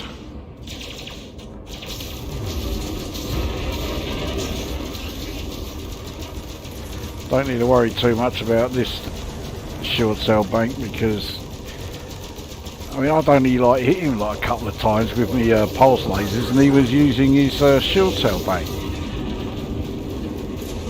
But I mean, it's a Fed assault ship. They don't have particularly good shields anyway. And they certainly don't have great shield cell banks to them.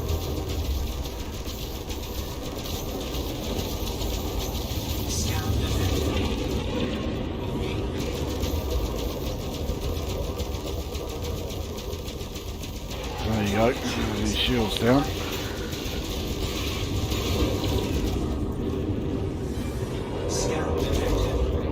I do wish that the audio on the frag cannons actually, you know, actually made a sound. They are so quiet. It's like, you know, they're practically silent.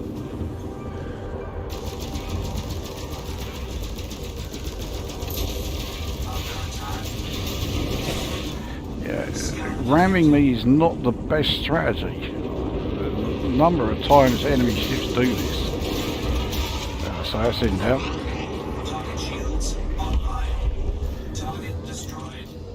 Let's see who this one is.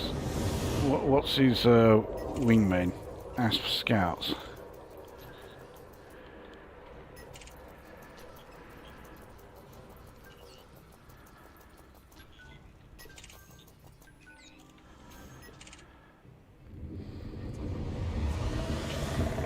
Okay, I'll take on the Clipper and the Asp Scout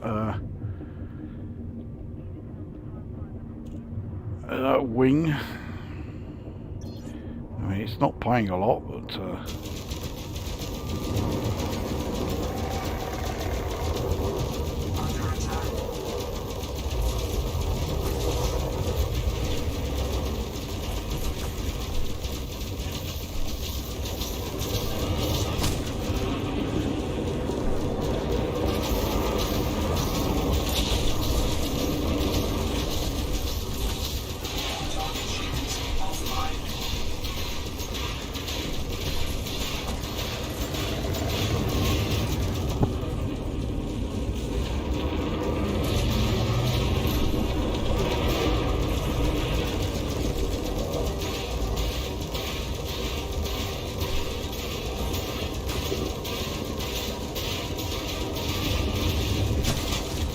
That's him down.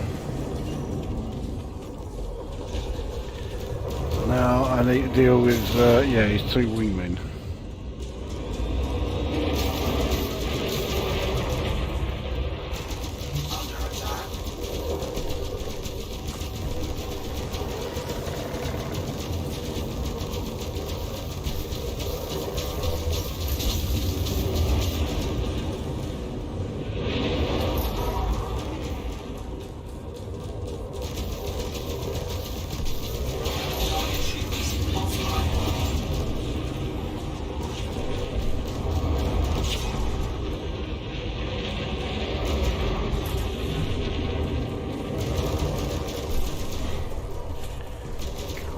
Yeah.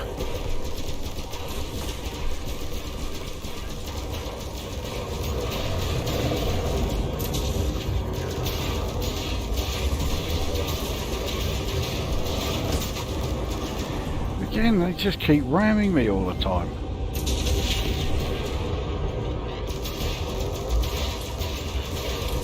Alright, so that's him down. I mean, they've certainly done a fair bit of damage to my shields, I'll give them that. Well, constantly doing that doesn't, you know, help too much.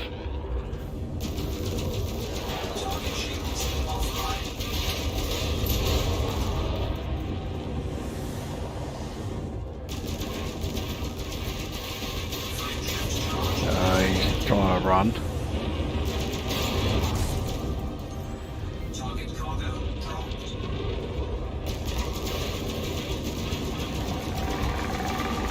It's got to be him down. Yeah, it is. Not a hell of a lot left here at the moment.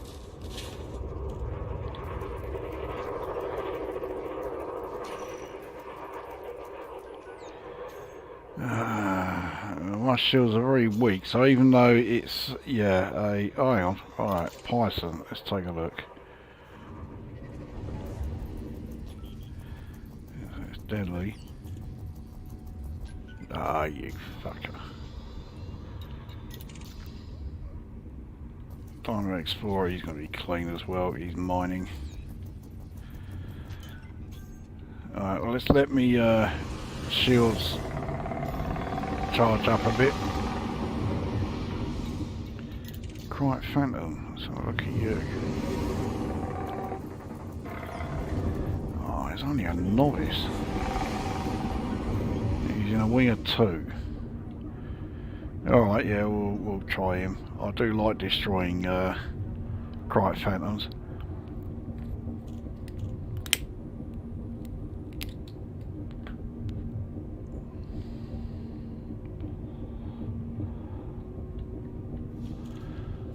Can't see who he's in a wing with.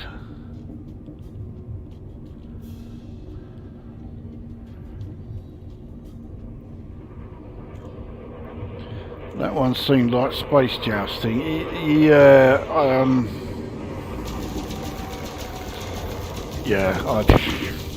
to be honest, a lot of the space combat that I do does seem to end up a bit like that. Anyway, that's him down. I mean, I don't know who his wingman was, but he didn't do a single thing.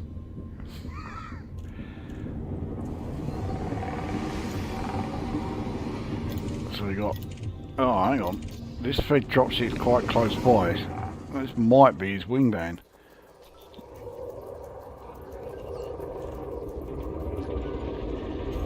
And then it looks like he's very interested in me, so okay. I'll take you on.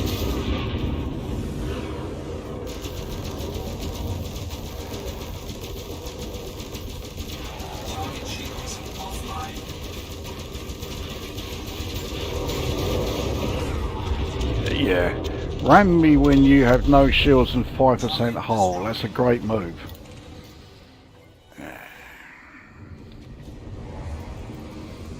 We've got here, this looks very much like it's another wingman, or another wing. It is, and they're Imperial couriers. They are such a pain in the arse, so I'm not going to bother with him. Mind you, there's not a hell of a lot else in the area. Scan detected. Well, I am quite away from the from the centre, so let's make our way over there.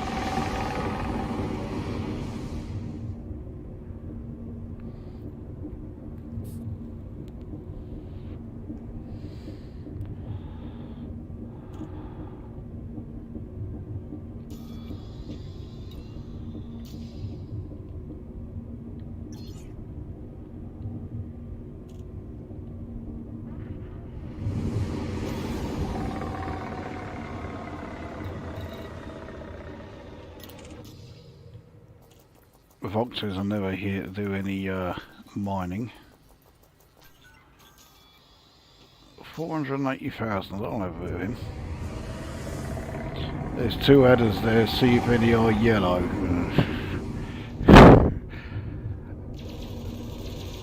I'd rather not.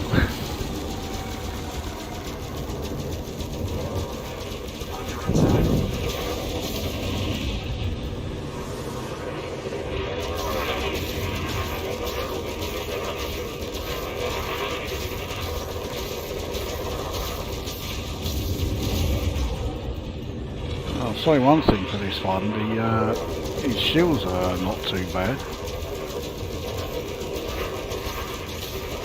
The Vulture is actually a great sort of like illustration of just how ridiculously overpowered the Kestrel is.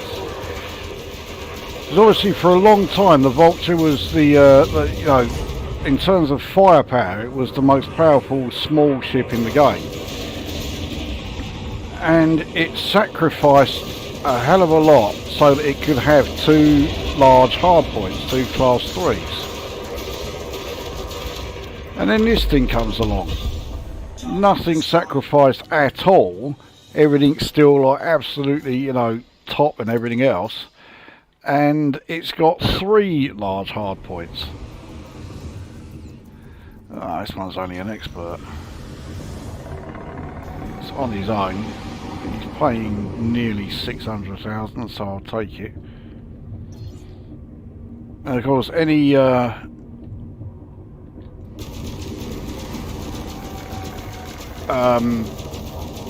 any payouts I get, you know, for bounties and that. Well, yeah, actually, it is only bounties. It's not combat bonds. They are more than doubled by my power. So this thing is effectively worth 1.2 million.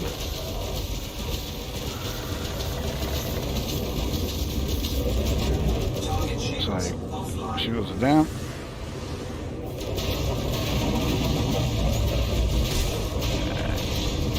This is the problem with frag cannons. You go through ammo so fast, but there he is. Absolutely effortless. Target destroyed. Incoming message. I think I've just gained another rank in my power play there. Yeah. Anything decent in the care package? Not really. Yeah, right, I'll sort that out in a bit. So that should mean I'm now up to level 141. Yeah, there you go. So I'm only, what, 659 levels behind you now, Herodian. You know, I'm catching up.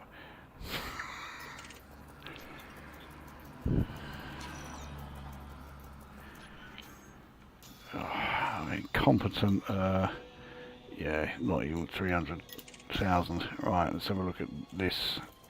He's firing on someone.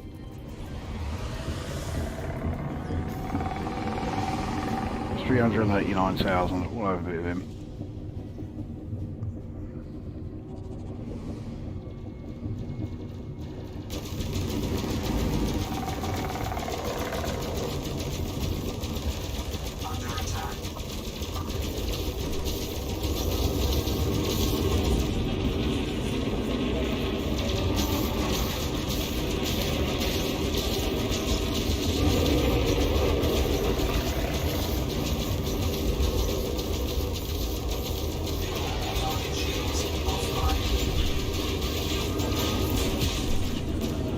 Oh, he's down to 4% hull. Does this mean he's now going to try ramming me? Oh, I'll ram him instead. Target destroyed. Oh, another anaconda. This is proving to be quite a good, yeah, decent amount of ships here. He's on his own. Now, he's only worth 521,000. For an anaconda, that is low, but again, it does work out that he's worth over $1 million. So we'll definitely go after him. I mean, it's not like I'm ever going to say no to taking on an anaconda, even if it is only a master.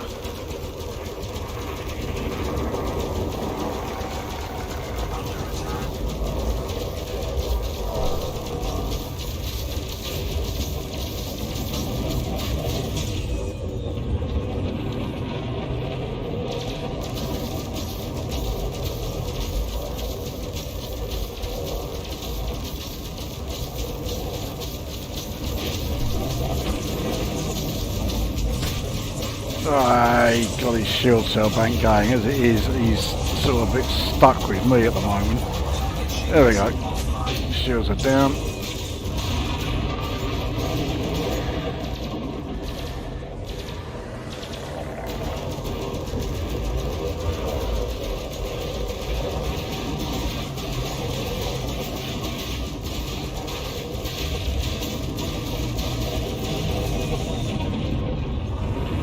With that last blast, but he's down to 2% hull. Should even be able to take him out with just me pulse lasers here. Okay, that's not working. It's just, yeah, there we go. Target destroyed. Yeah, did he drop anything good? No, not a single grade 5. So how much have I made here? Yeah, so 5.6 million. It's not like I've been here a particularly long time. I see what you did there.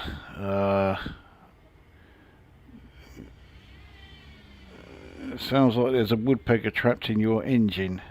Better check that when you park up. I'll definitely yeah, get onto that.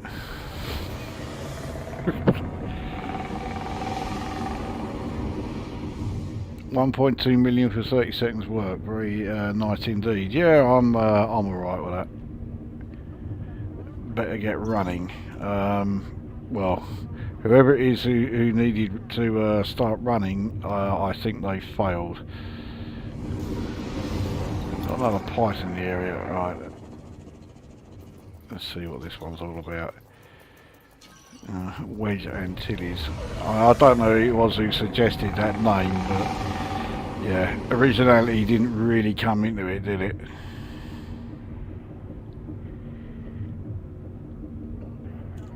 It's a bit like, you know, the number of people who have what's the thing?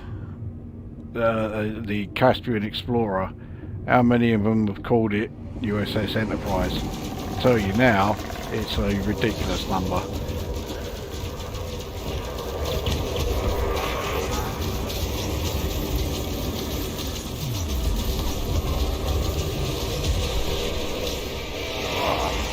Okay, it's a good job that was his wingman that got in the way there.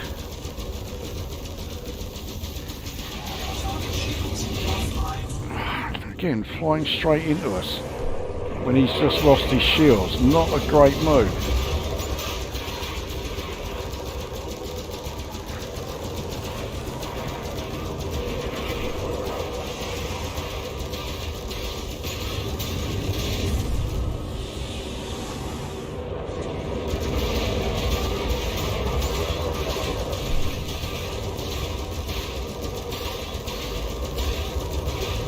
Down to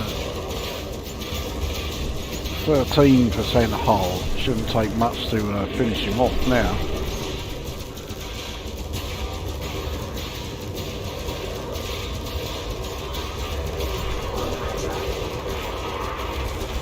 Alright, that's him dealt with. So yeah, Hoxie Imperial Courier, they're a real pain in the arse, these things. I actually have a harder time taking out things like Imperial Couriers and Viper Mark 3s than I do, you know, Anacondas.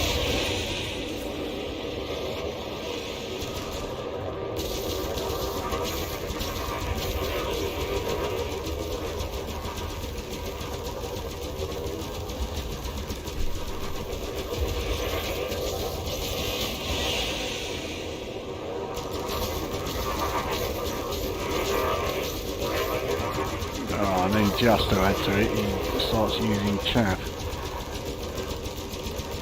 But he clearly doesn't have a shield cell bag. Mind you, even if he did, it'd be so small it wouldn't do much.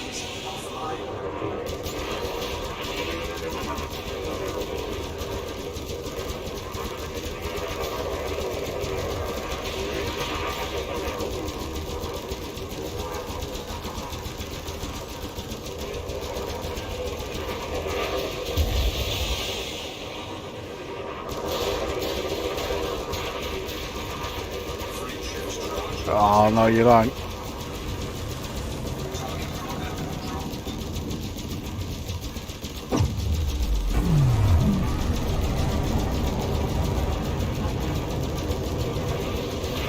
That's in done. I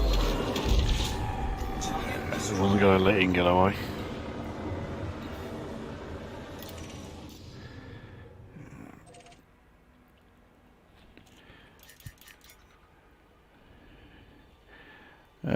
I better start running. You're catching me up in rank. Well, yeah. I mean, when you're ahead by only, what was it, 549, like 559. Sorry.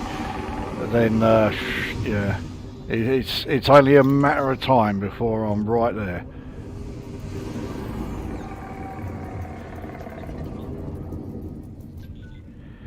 Alright, let's have a look at right, 457,000, we'll have a bit of you.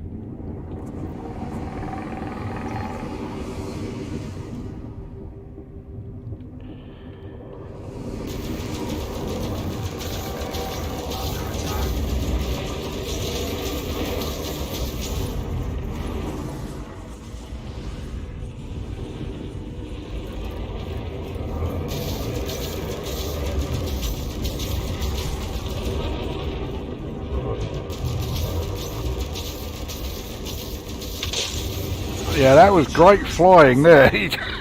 That was. It's not like I even, like, you know, used the was it 4 shell cannons on him. He flew it at that himself. Okay, this guy is only a master, but quite how he got that master rank, I'll never know.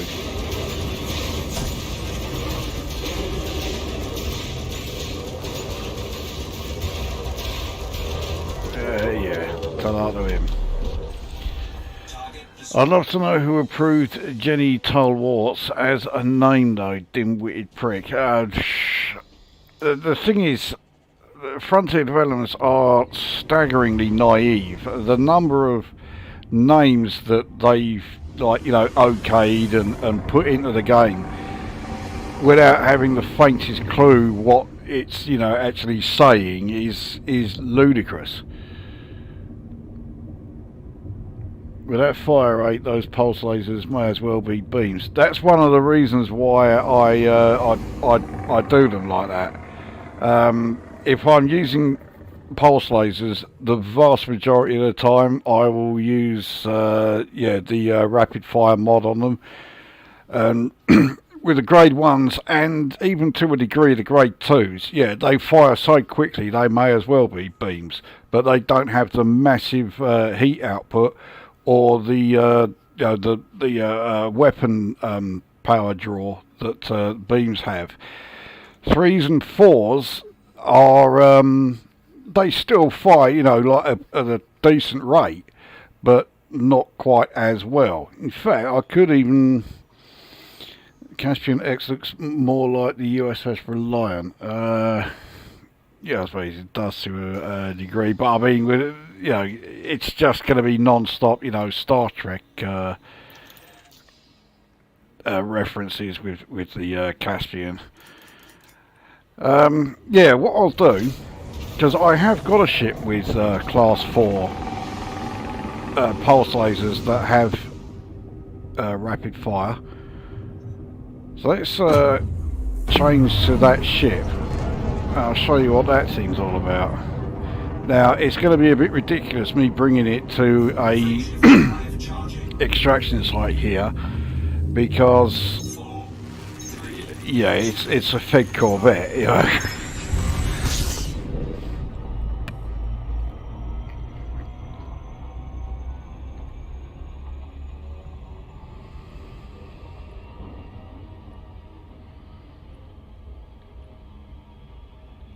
So I will certainly not be at any sort of risk. Anyway, you got a pretty good idea of what the Kestrel is like. Yeah, it's a fantastic small combat ship, but it's so overpowered that it renders all other combat small ships obsolete. A significant number of medium combat ships obsolete, and quite possibly one or two large combat ships obsolete. So it is totally over the top, and they really didn't need to go that sort of like, you know, overboard with it. Welcome to our carrier, Commander. Docking request approved. Head to your allocated pad.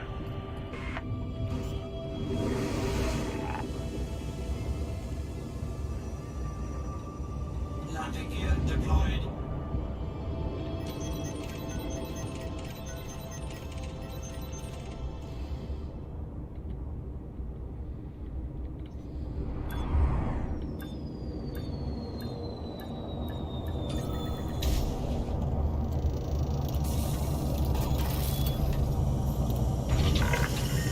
Landing complete. Clear to disembark. What can we do for you today?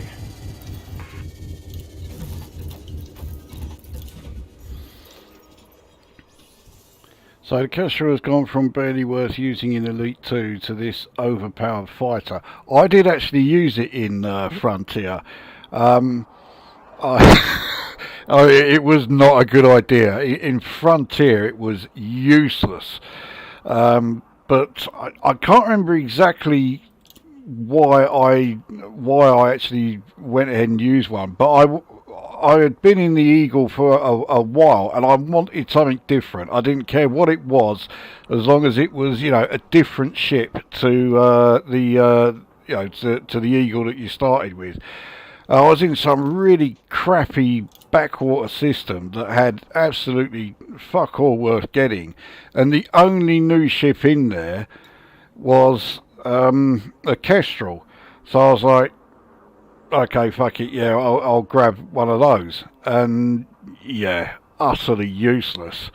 I've no idea if they were any better in First Encounters. I highly doubt it, but yeah, I never flew one in First Encounters. So I don't know if you ever tried that either.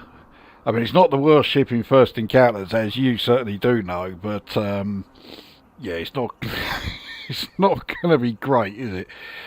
So anyway, yeah, this is the Silver Nemesis then. This is my Fed Corvette with, yeah, 2 Class 4 pulse lasers that have rapid fire and multi-servos, so they fire even quicker. So, yeah, this is what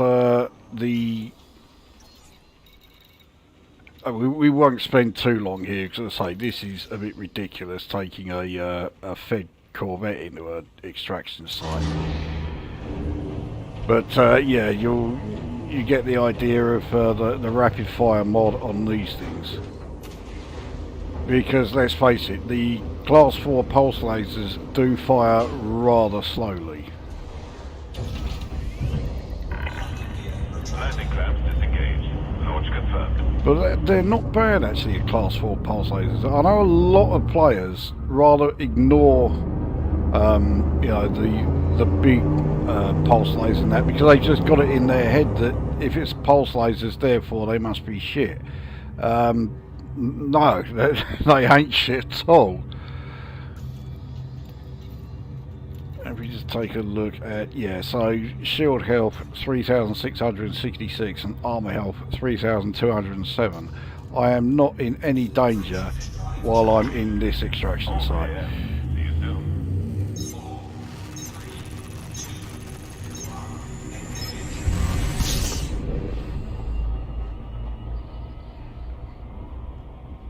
1, That name is actually in game. Oh, you're going back to the old Jenny Toll Warts. Yeah, that name is actually in the game. I've seen it in there myself.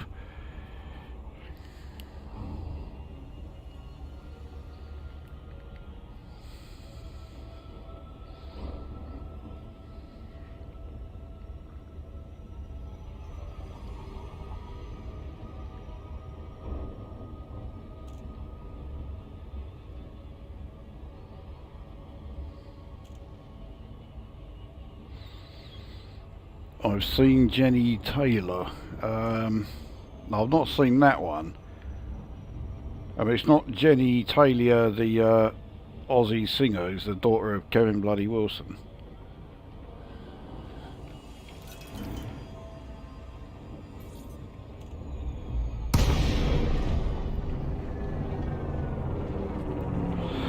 I've also just remembered, yeah, obviously I don't have long range scanners on this thing, but I do have an enemy failed along, so I will definitely take this fucker on. No, he's only a master. Right, here we go.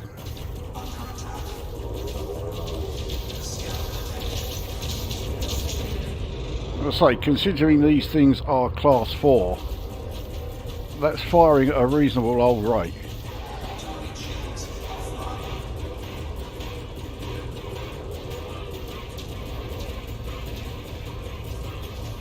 So I'm not having to use anything else, just this, and yeah, I'm just absolutely pulverising it.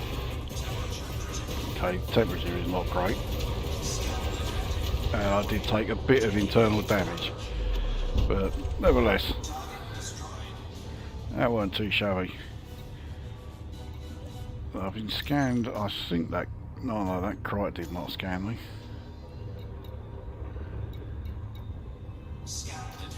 Right. It's this fucker. Expert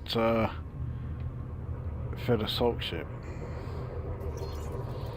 Should have rebooted my PC before I did this. It's very lumpy on the old...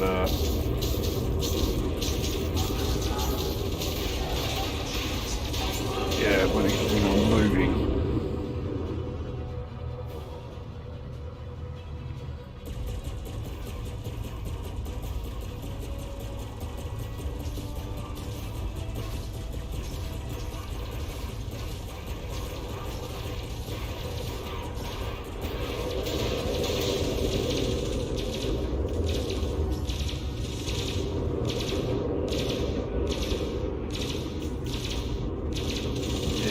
The usual problem when I'm using something as big and slow as Fed Corvette, it just does not have the turning circle. Still, there he goes.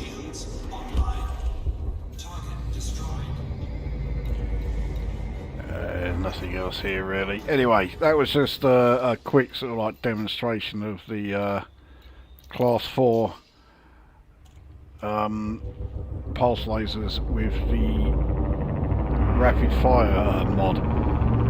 I mean, they are pretty lethal as is, but yeah, the rapid fire mod just makes them even more powerful.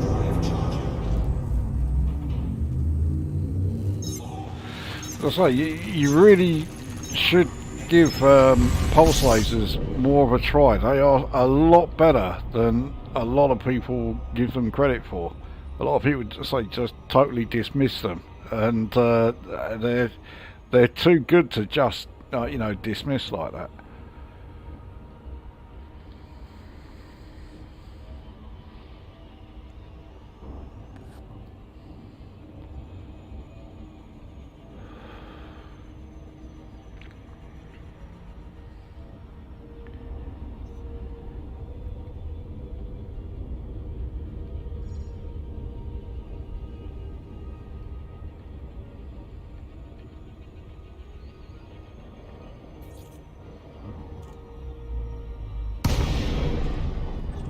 Right, let's get this down then, and we will change to the Caspian.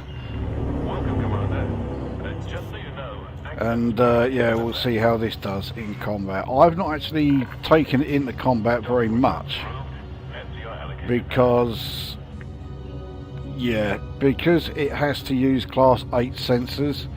I did not put long range sensors on it, and I do really like long range sensors, but the mass would have been like, you know, ridiculously huge then, so yeah, I didn't bother.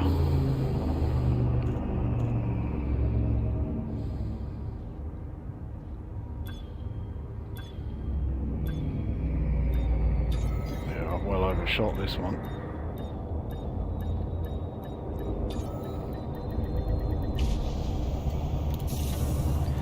$34 credits to repair the overheating damage. I can live with that. contact confirmed. Ship secured. Welcome, Commander.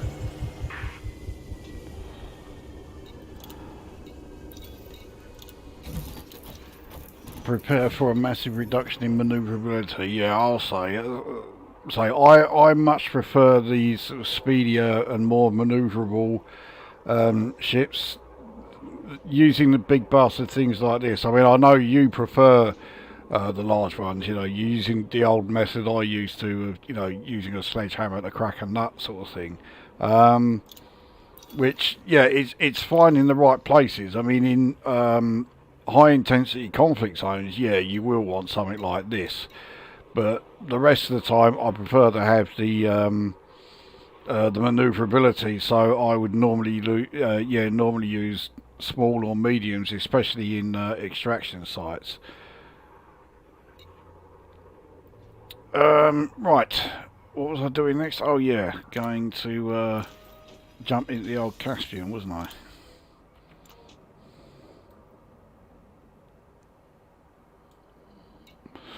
So yeah, this is it, the fake taxi. Wait for the image to load up. A good evening from Liam Willis, filmmaker, and good evening to Liam Willis, filmmaker. What's the best Iron Maiden album? Without doubt, Peace of Mind. I did do a video on it, and Jim here took part in it as well, so one thing I've never tried are burst lasers. I'm really not a fan of burst lasers. The only time I use them is when I use the cyto scramblers. Now they are great, but regular burst lasers, I'm really not all that struck on them.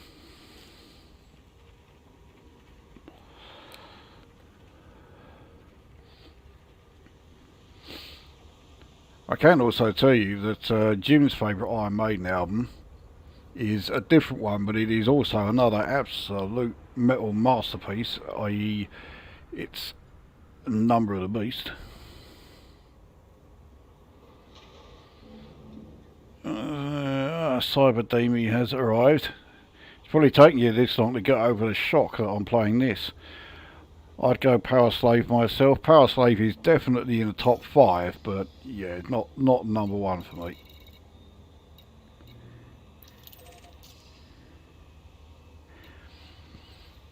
Right, let's take this one in there. Seventh Son is my second fave. I'm trying to remember in the video, I can't remember what order you had them in, so chances are for both of us they've changed at least slightly. I know I had Seventh Son in my top 5, I think it was number 5. I would still have it in my top 5. Great album, that. Especially the title track and the Clairvoyant. They are two magnificent songs. I forgot to go through the loadout of this thing. I'm sure you'll all survive. That era was amazing, Maiden. It was by far their best. Maiden were at their absolute peak in the 80s.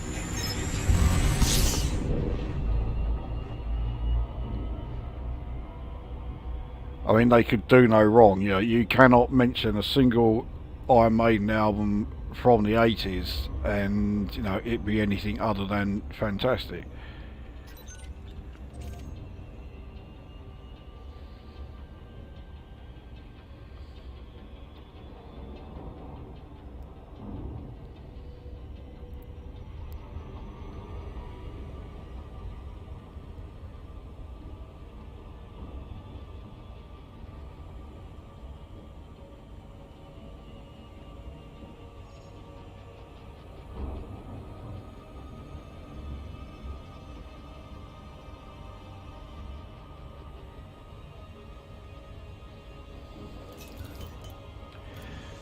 Now this is definitely a ship that, yeah, is quite a drain on the distributor.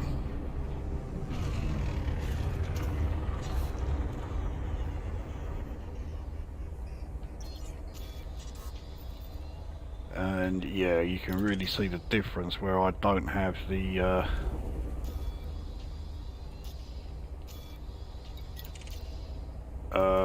yeah, the long distance sensors. Now this Vulture will certainly be wanted, it is, so we'll get to see Sun Comet anyway. So you can see I have 3 beam lasers, one's a class 3, 2 are class 2s, and the rest of the weapons, you see 4 class 2 plasma accelerators.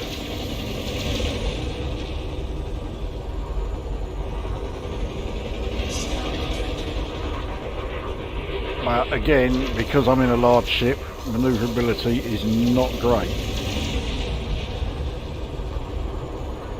God, it's terrible state of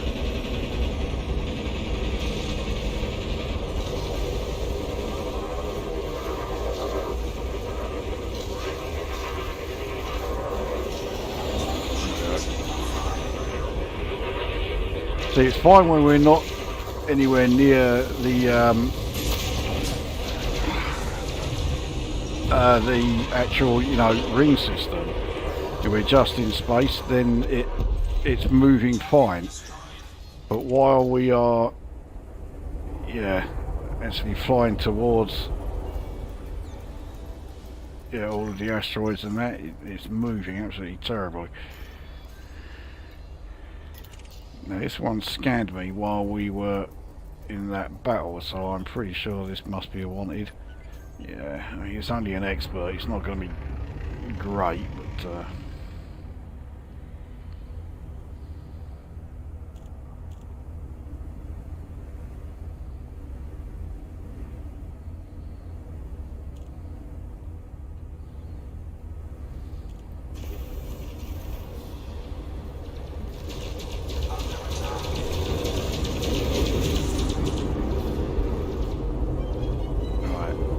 see how we do here. Now at least with the plasma accelerators, if I get a shot on him with his shields up fully, yeah, as you've just seen there, if they hit, they will do as much damage to his shields as they did to, or they would to the hull. Which is one of the reasons why I went with plasmas. Originally I was going to go with cannons, because yeah, I think by now everyone knows my favourite weapons are cannons, but yeah, plasmas are certainly not bad either. Okay, so his wingman is a novice Viper 3 with no shields. Viper 3s can be a real pain in the arse to take on, but I think this one is not going to be particularly difficult. And there you go. Right, what else we got? God dear, not very much. I feel like every album since Brave New World has been a step back in terms of quality, and Metal Life and Death came close. It depends on the kind of metal you like. I do like the sort of like progressive sort of direction that they've taken, but I'm also rather fussy about progressive metal, so Like, I think Book of Souls is a fantastic album. I had that in my top 5. But Senjutsu that came after it, that's not so great. A lot of the songs on that album really do outstay their welcome, and you've been wishing they would hurry up and end long before they actually do.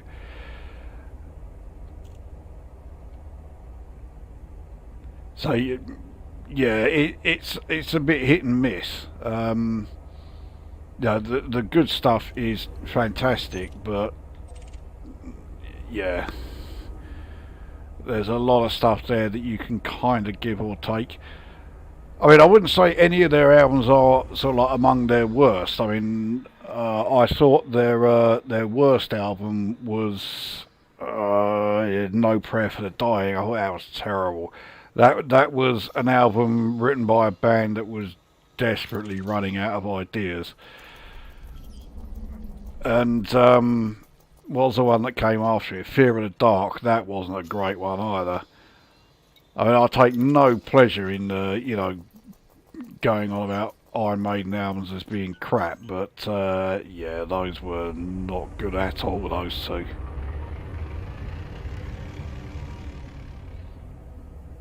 I remember some of the production on Senjutsu being surprisingly poor. I don't think the production is that bad. I mean, it's certainly not up there with the likes of Seventh Son, which I think has the best production of any metal album ever recorded. But yeah, it's. I think it's the big problem as far as the production goes with it is that Bruce Dickinson's singing is so low in the mix. It needed to be more prominent. I mean, we're talking about one of the greatest metal singers of all time. It deserves better than it got.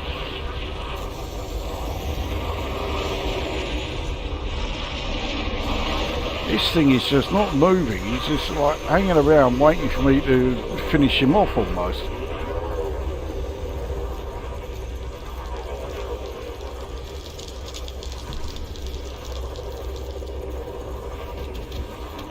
Yeah, there he goes.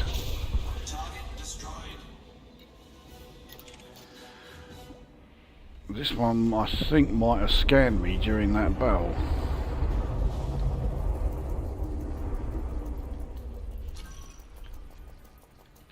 Yeah, Deadly Asp Explorer versus Caspian. It's not exactly a level fight. I think this ship would work better if I was in a wing, and yeah, specifically in a wing with somebody who had a ship with long-range sensors.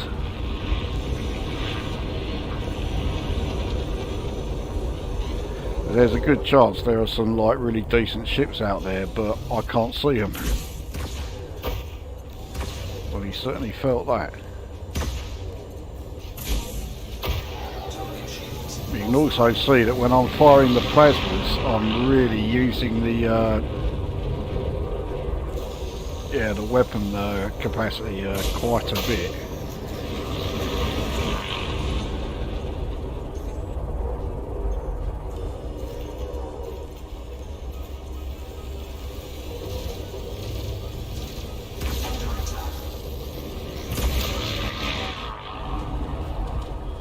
Going to say, it sounded like he was still going. Right, well, yeah, these are the only two ships in the area. Okay, now there's another Asp Explorer. There's no guarantee he's going to be wanted. So with Asp Explorers, it's more likely he won't be. Yeah, he's not. X Factor was probably my worst Maiden album. I mean, X Factor is pretty terrible. It has by far the worst Maiden cover. But of the two Blaze Bayley albums, I think Virtual 11 is the worst of the two. I'm quite fond of the X Factor, but Virtual 11 is very rough. Yeah, Virtual 11 is not good. Agree, Seventh Son production was exceptional. I got the tape, then the picture disc. My dad got into it too. Yeah, when I first got it, because I was only really sort of just getting into metal around that time, because I think that came out in '88, was it?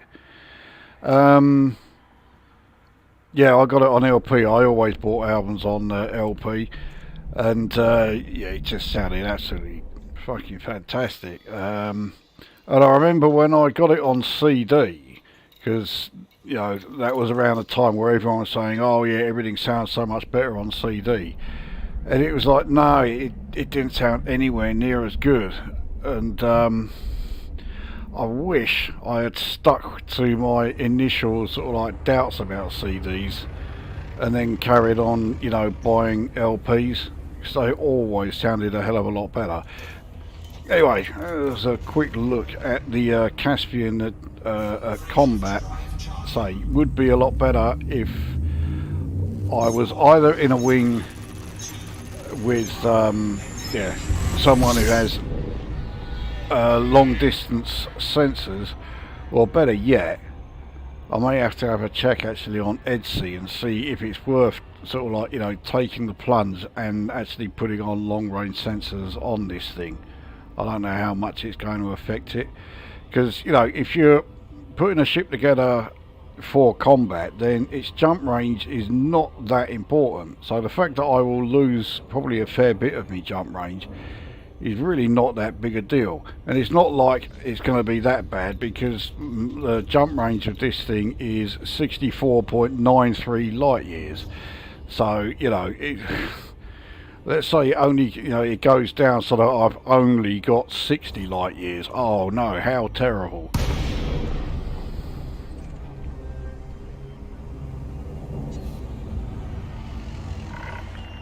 You are welcome at this carrier, Commander. Let us know if you're looking to dock.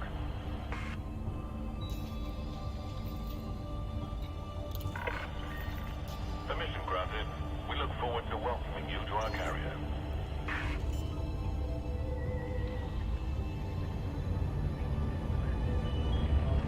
Landing gear deployed.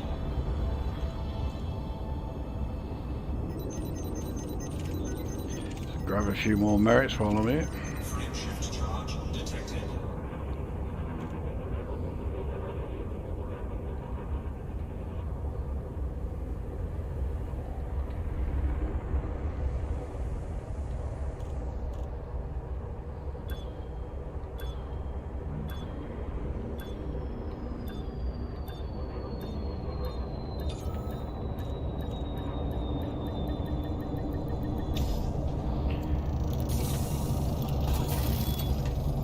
Right, where else are we? Landing successful. Commence shutdown. Welcome, Commander. Have you heard any of the Tony Martin era Sabbath albums? Yes. To put it mildly, I am not a fan. But yeah, I heard Headless Cross and Tear. I don't know if you did any others. Those are the only two I know. And yeah, yeah. Let's just say I wasn't a fan. First albums are edgy, production a bit raw, but good energy. I wish that the debut had the production of the Soundhouse tapes, because you listen to like the actual song Iron Maiden on the debut album. I mean it's all right, but you listen to the version on the Soundhouse tape and it sounds a million times better. I really wish they stuck with it and kept it that raw. It just sounded so good.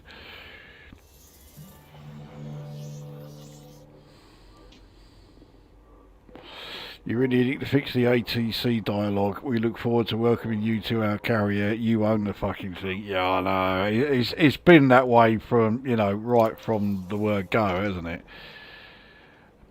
So anyway, let's have a butchers through the loadout then of my combat outfitted Caspian. Whether or not you would actually want to use this particular loadout yourself, yeah, I'll let you decide on that one. So, armour wise, I have the Mark II ablative mirrored surface composite which again, yeah, lightweight with angled plating. Power plant, everything is, you know, fully A rated, you know, just like with the Kestrel. So this is only overcharged to grade 2, so it didn't need any more than that with thermal spread. The Mark II gravity optimised thrusters, yeah, dirty drive tuning, drag drives. I bet that surprises you, and I bet this one as well will. So the Mark II supercharged optimised SCO drive, yeah, increased range with mass manager. What a shock. Life support is miscellaneous lightweight, only at the grade 2 because anything else was pointless. And power distributor charge enhanced to grade 5 with cluster capacitors. I might actually change that to weapons weapon enhanced. It's 1003. Being Mr. Pedantic is usually my sort of speciality, but it was not 1003 when I started. Saying what happened to Paul Diano, I heard that his health was starting to improve until he broke up with his fiancée, then he got depressed and his health deteriorated again. Yeah, I mean, you can ask Jim because we mentioned it in the video. I wasn't the biggest fan of Diano era Maiden. They were, I don't know what it was. The problem was that when I got in a Maiden, Bruce was already sort of like, you know, king. And the first 3 albums I got all had Bruce on, you know, as the front man. So they were Number of the Beast, Peace of Mind, and Somewhere in Time. And after listening to those 3, then going back to the debut and Killers, it didn't have like the impact on me that it probably would have done if I'd got those 2 first. So yeah, that's probably what happened there. But I mean, his place in the history of metal is absolutely assured. And even though I wasn't, like, you know, I say the biggest fan, when I heard the news that he had died, I was yeah, absolutely gutted. And I actually mentioned it to Jim. It was actually already like about 2 or 3 weeks after it had happened, and we were talking in the Steam chat. And I said, you know, I regret the fact that I didn't do like a video tribute to him. I reckon we could have done something like, you know, pretty good, but yeah, I missed the time really to do that. So anyway, yeah, carrying on. So sensors, yeah, the fact that they're class 8, so the mass of these things is enormous. So yeah, I put lightweight scanner down, so I've got them down to 32 tons. I think they're 80 tons initially. Actually, no, they're more than that, aren't they? I think they're about 120 tons. So if I was to put long range on them, they would go from 120 to 240 tons. Absolutely enormous. It's certainly going to affect, yeah, the speed, the manoeuvrability. Although manoeuvrability in this thing is a very relative term, and the jump range. So yeah, I'll have to look into that. I'm not sure I will do it. I also changed the fuel tank because 128 ton fuel tank, you don't need that in a combat ship. So yeah, I halved it, and that certainly helped with speed and manoeuvrability there. As far as the optional internals, so yep, class 7 bi-weave. The mods are, yeah, thermal resistant grade 5 with fast charge. Shield cell bank, I actually had this one spare. I wasn't initially going to bother putting a shield cell bank on this, but I think if I go into conflict zones I would probably need one, so yeah, I slapped it on. So yeah, specialised shield bank with boss cells up to grade 4. 64 ton cargo rack because you never know. Guardian frameshift drive booster, class 5-1, again, because you never know. Guardian shield reinforcement package, class 5 there. Fuel scoop is class 5. Fighter hangar, which I completely forgot I'd put in this thing. I could have been using the ship launch fighter as well, but Oh, well, I didn't, but yeah, so I've got the class 5 version of that. 4A frameshift drive interdictor, so yeah, if I see anything decent out there, I can grab him. Class 4 shield reinforcement package, that's a Guardian one. Class 3 Guardian module reinforcement package because it has higher integrity compared to a standard one, so yeah, slap that on. Class 2 planetary vehicle hangar because, I mean, let's face it, it's supposed to be an exploration ship, and it does have features that, you know, are aimed towards it approaching planets, so I dare say at some point it might I might take it to a planet surface, so there you go, I've got that ready just in case. Hull reinforcement package, which oh yeah, that's right, yeah, I got 2 of them here. So yeah, blast resistant grade 5 angle plating. This one is kinetic resistant angle plating, and then the detailed surface scanner, which of course has the expanded probe scanning radius. As far as utility mounts, no surprises here. So I have a heatsink launcher which has the ammo capacity mod fitted to it. Everything else are, yeah, all shield boosters. So I think I've got 2 resistance augmented with force block. The other 3 are all heavy duty with supercapacitors. And then hard points, well, you've already seen this. So yeah, beam lasers. So class 3 and 2 class 2s, they all have the efficient weapon grade 5 with thermal vent. And then the plasma accelerators, which again are all class 2, again all have efficient weapon, but the experimentals all change on them. So this one has target lock breaker, this one has dispersal field, this one has dazzle shell, and this one is oversized. So that's the loadout on my combat Caspian. And yeah, the net result is the shield health 2171, kinetic resistance 48.7, which isn't bad, and that's the worst resistance that the shields have. And then with the armor health, yeah, 1353, kinetic resistance and explosive resistance both on 30.5, thermal resistance 56. I mean, the resistances are great. And yeah, the jump range 64.91, all pretty good. I mean, it's not a bad ship by any stretch of the imagination. But where I see it's nice that he made amends with Steve Harris before he died. Yeah, I think didn't he make he sort of like made up with all the guys in Maiden. I think there was even a video him and Bruce sort of got together. Somewhere in Time was awesome, but agreed not the peak. It's outside my top 5, so yeah, I would certainly say it wasn't their peak, but yeah, I mean, it's still a great album. 160 tons, there are 160 tons by default because 32 is 20% of 160. Okay, here you go. Yeah, mass is not my strong point, especially when I'm trying to do it quickly. Are you going to build an exploration Caspian ship? Very likely. I don't know when, but yeah, it's very likely I will build one. I would probably end up just using it to get to Colonia pretty quickly, because you know, if I'm going to do any actual exploration, I will always want to do exobiology at the same time. Now, you're not going to do a lot of exobiology trying to land on a planet in this thing. It's just too big. So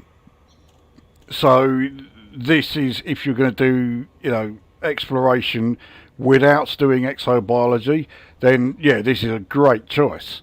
But I don't know many people, in fact I don't know anybody who would be doing exploration and not doing exobiology at the same time. So it's got its uses as an exploration ship, but they are a bit limited. Have you heard any of Bruce's solo albums? I'm not big on these solo stuff. Yeah, I have heard a couple of, not actually heard all of the albums all the way through, but I've heard a few songs. None of them really grabbed me. Accident of Birth and The Chemical Wedding, fantastic. And they have Adrian Smith on them too. Yeah, I know he played on those. Always put in when landing on a cold moon in ED. A stranger in a strange land. The weird thing is, this was something I said in the video. I actually think Stranger in a Strange Land is the weakest song on Somewhere in Time, which does sort of give you a pretty good idea of how good the album must be if Stranger in a Strange Land is the weakest song on it. But yeah, it's one of those songs where I always wished it did a bit more than it actually did. Have you seen any NPCs yet with any of these new ships? I thought I did, but I don't remember. I can't remember what it was, and I don't know for certain if it actually was. I think I thought I saw a Python Mark II, but no, there's been no sign of any since. I'm not sure that any of them are there as NPCs. Didn't Bruce do a song with Mr. Bean? Yeah, oh, here you go. Yeah, it was a cover of Alice Cooper's Elected for Comic Relief. Yeah, and it was about as funny as all the other Comic Relief stuff, i.e. not at all. Right, so what is the time now? It's coming up to 10:30. I think I think this has gone on for quite long enough.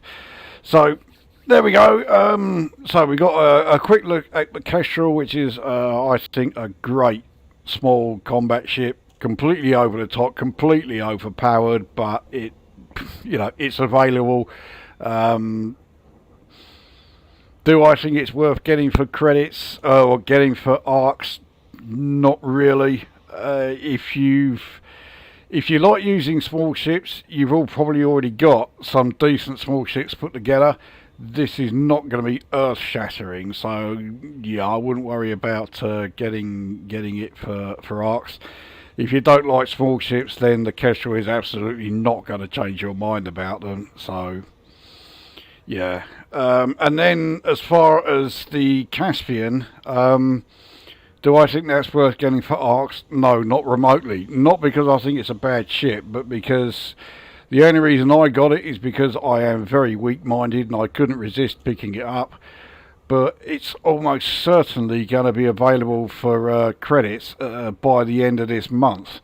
So yeah, it's no way worth getting for arcs. It's coming at the game very soon. It's seriously expensive, but let's face it, if you've been playing the game for a reasonable amount of time, you'll have billions in the balance.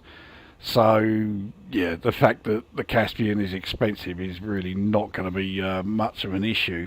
I might venture in game and get a Caspian once they're on general sale for credits. I'll be very surprised if you do that, to be honest. So anyway, there we go. That's a quick catch up as far as Elite Dangerous. One last thing I'll say before I go though is if you are a member of the squadron, you might want to head in game and have a look at the bulletin board, because something is being put on offer there that might interest you. That's all I'm going to say here. You'll have to actually head in the game and find out exactly what it is. But there we go. Anyway, that is enough from me. So now go away.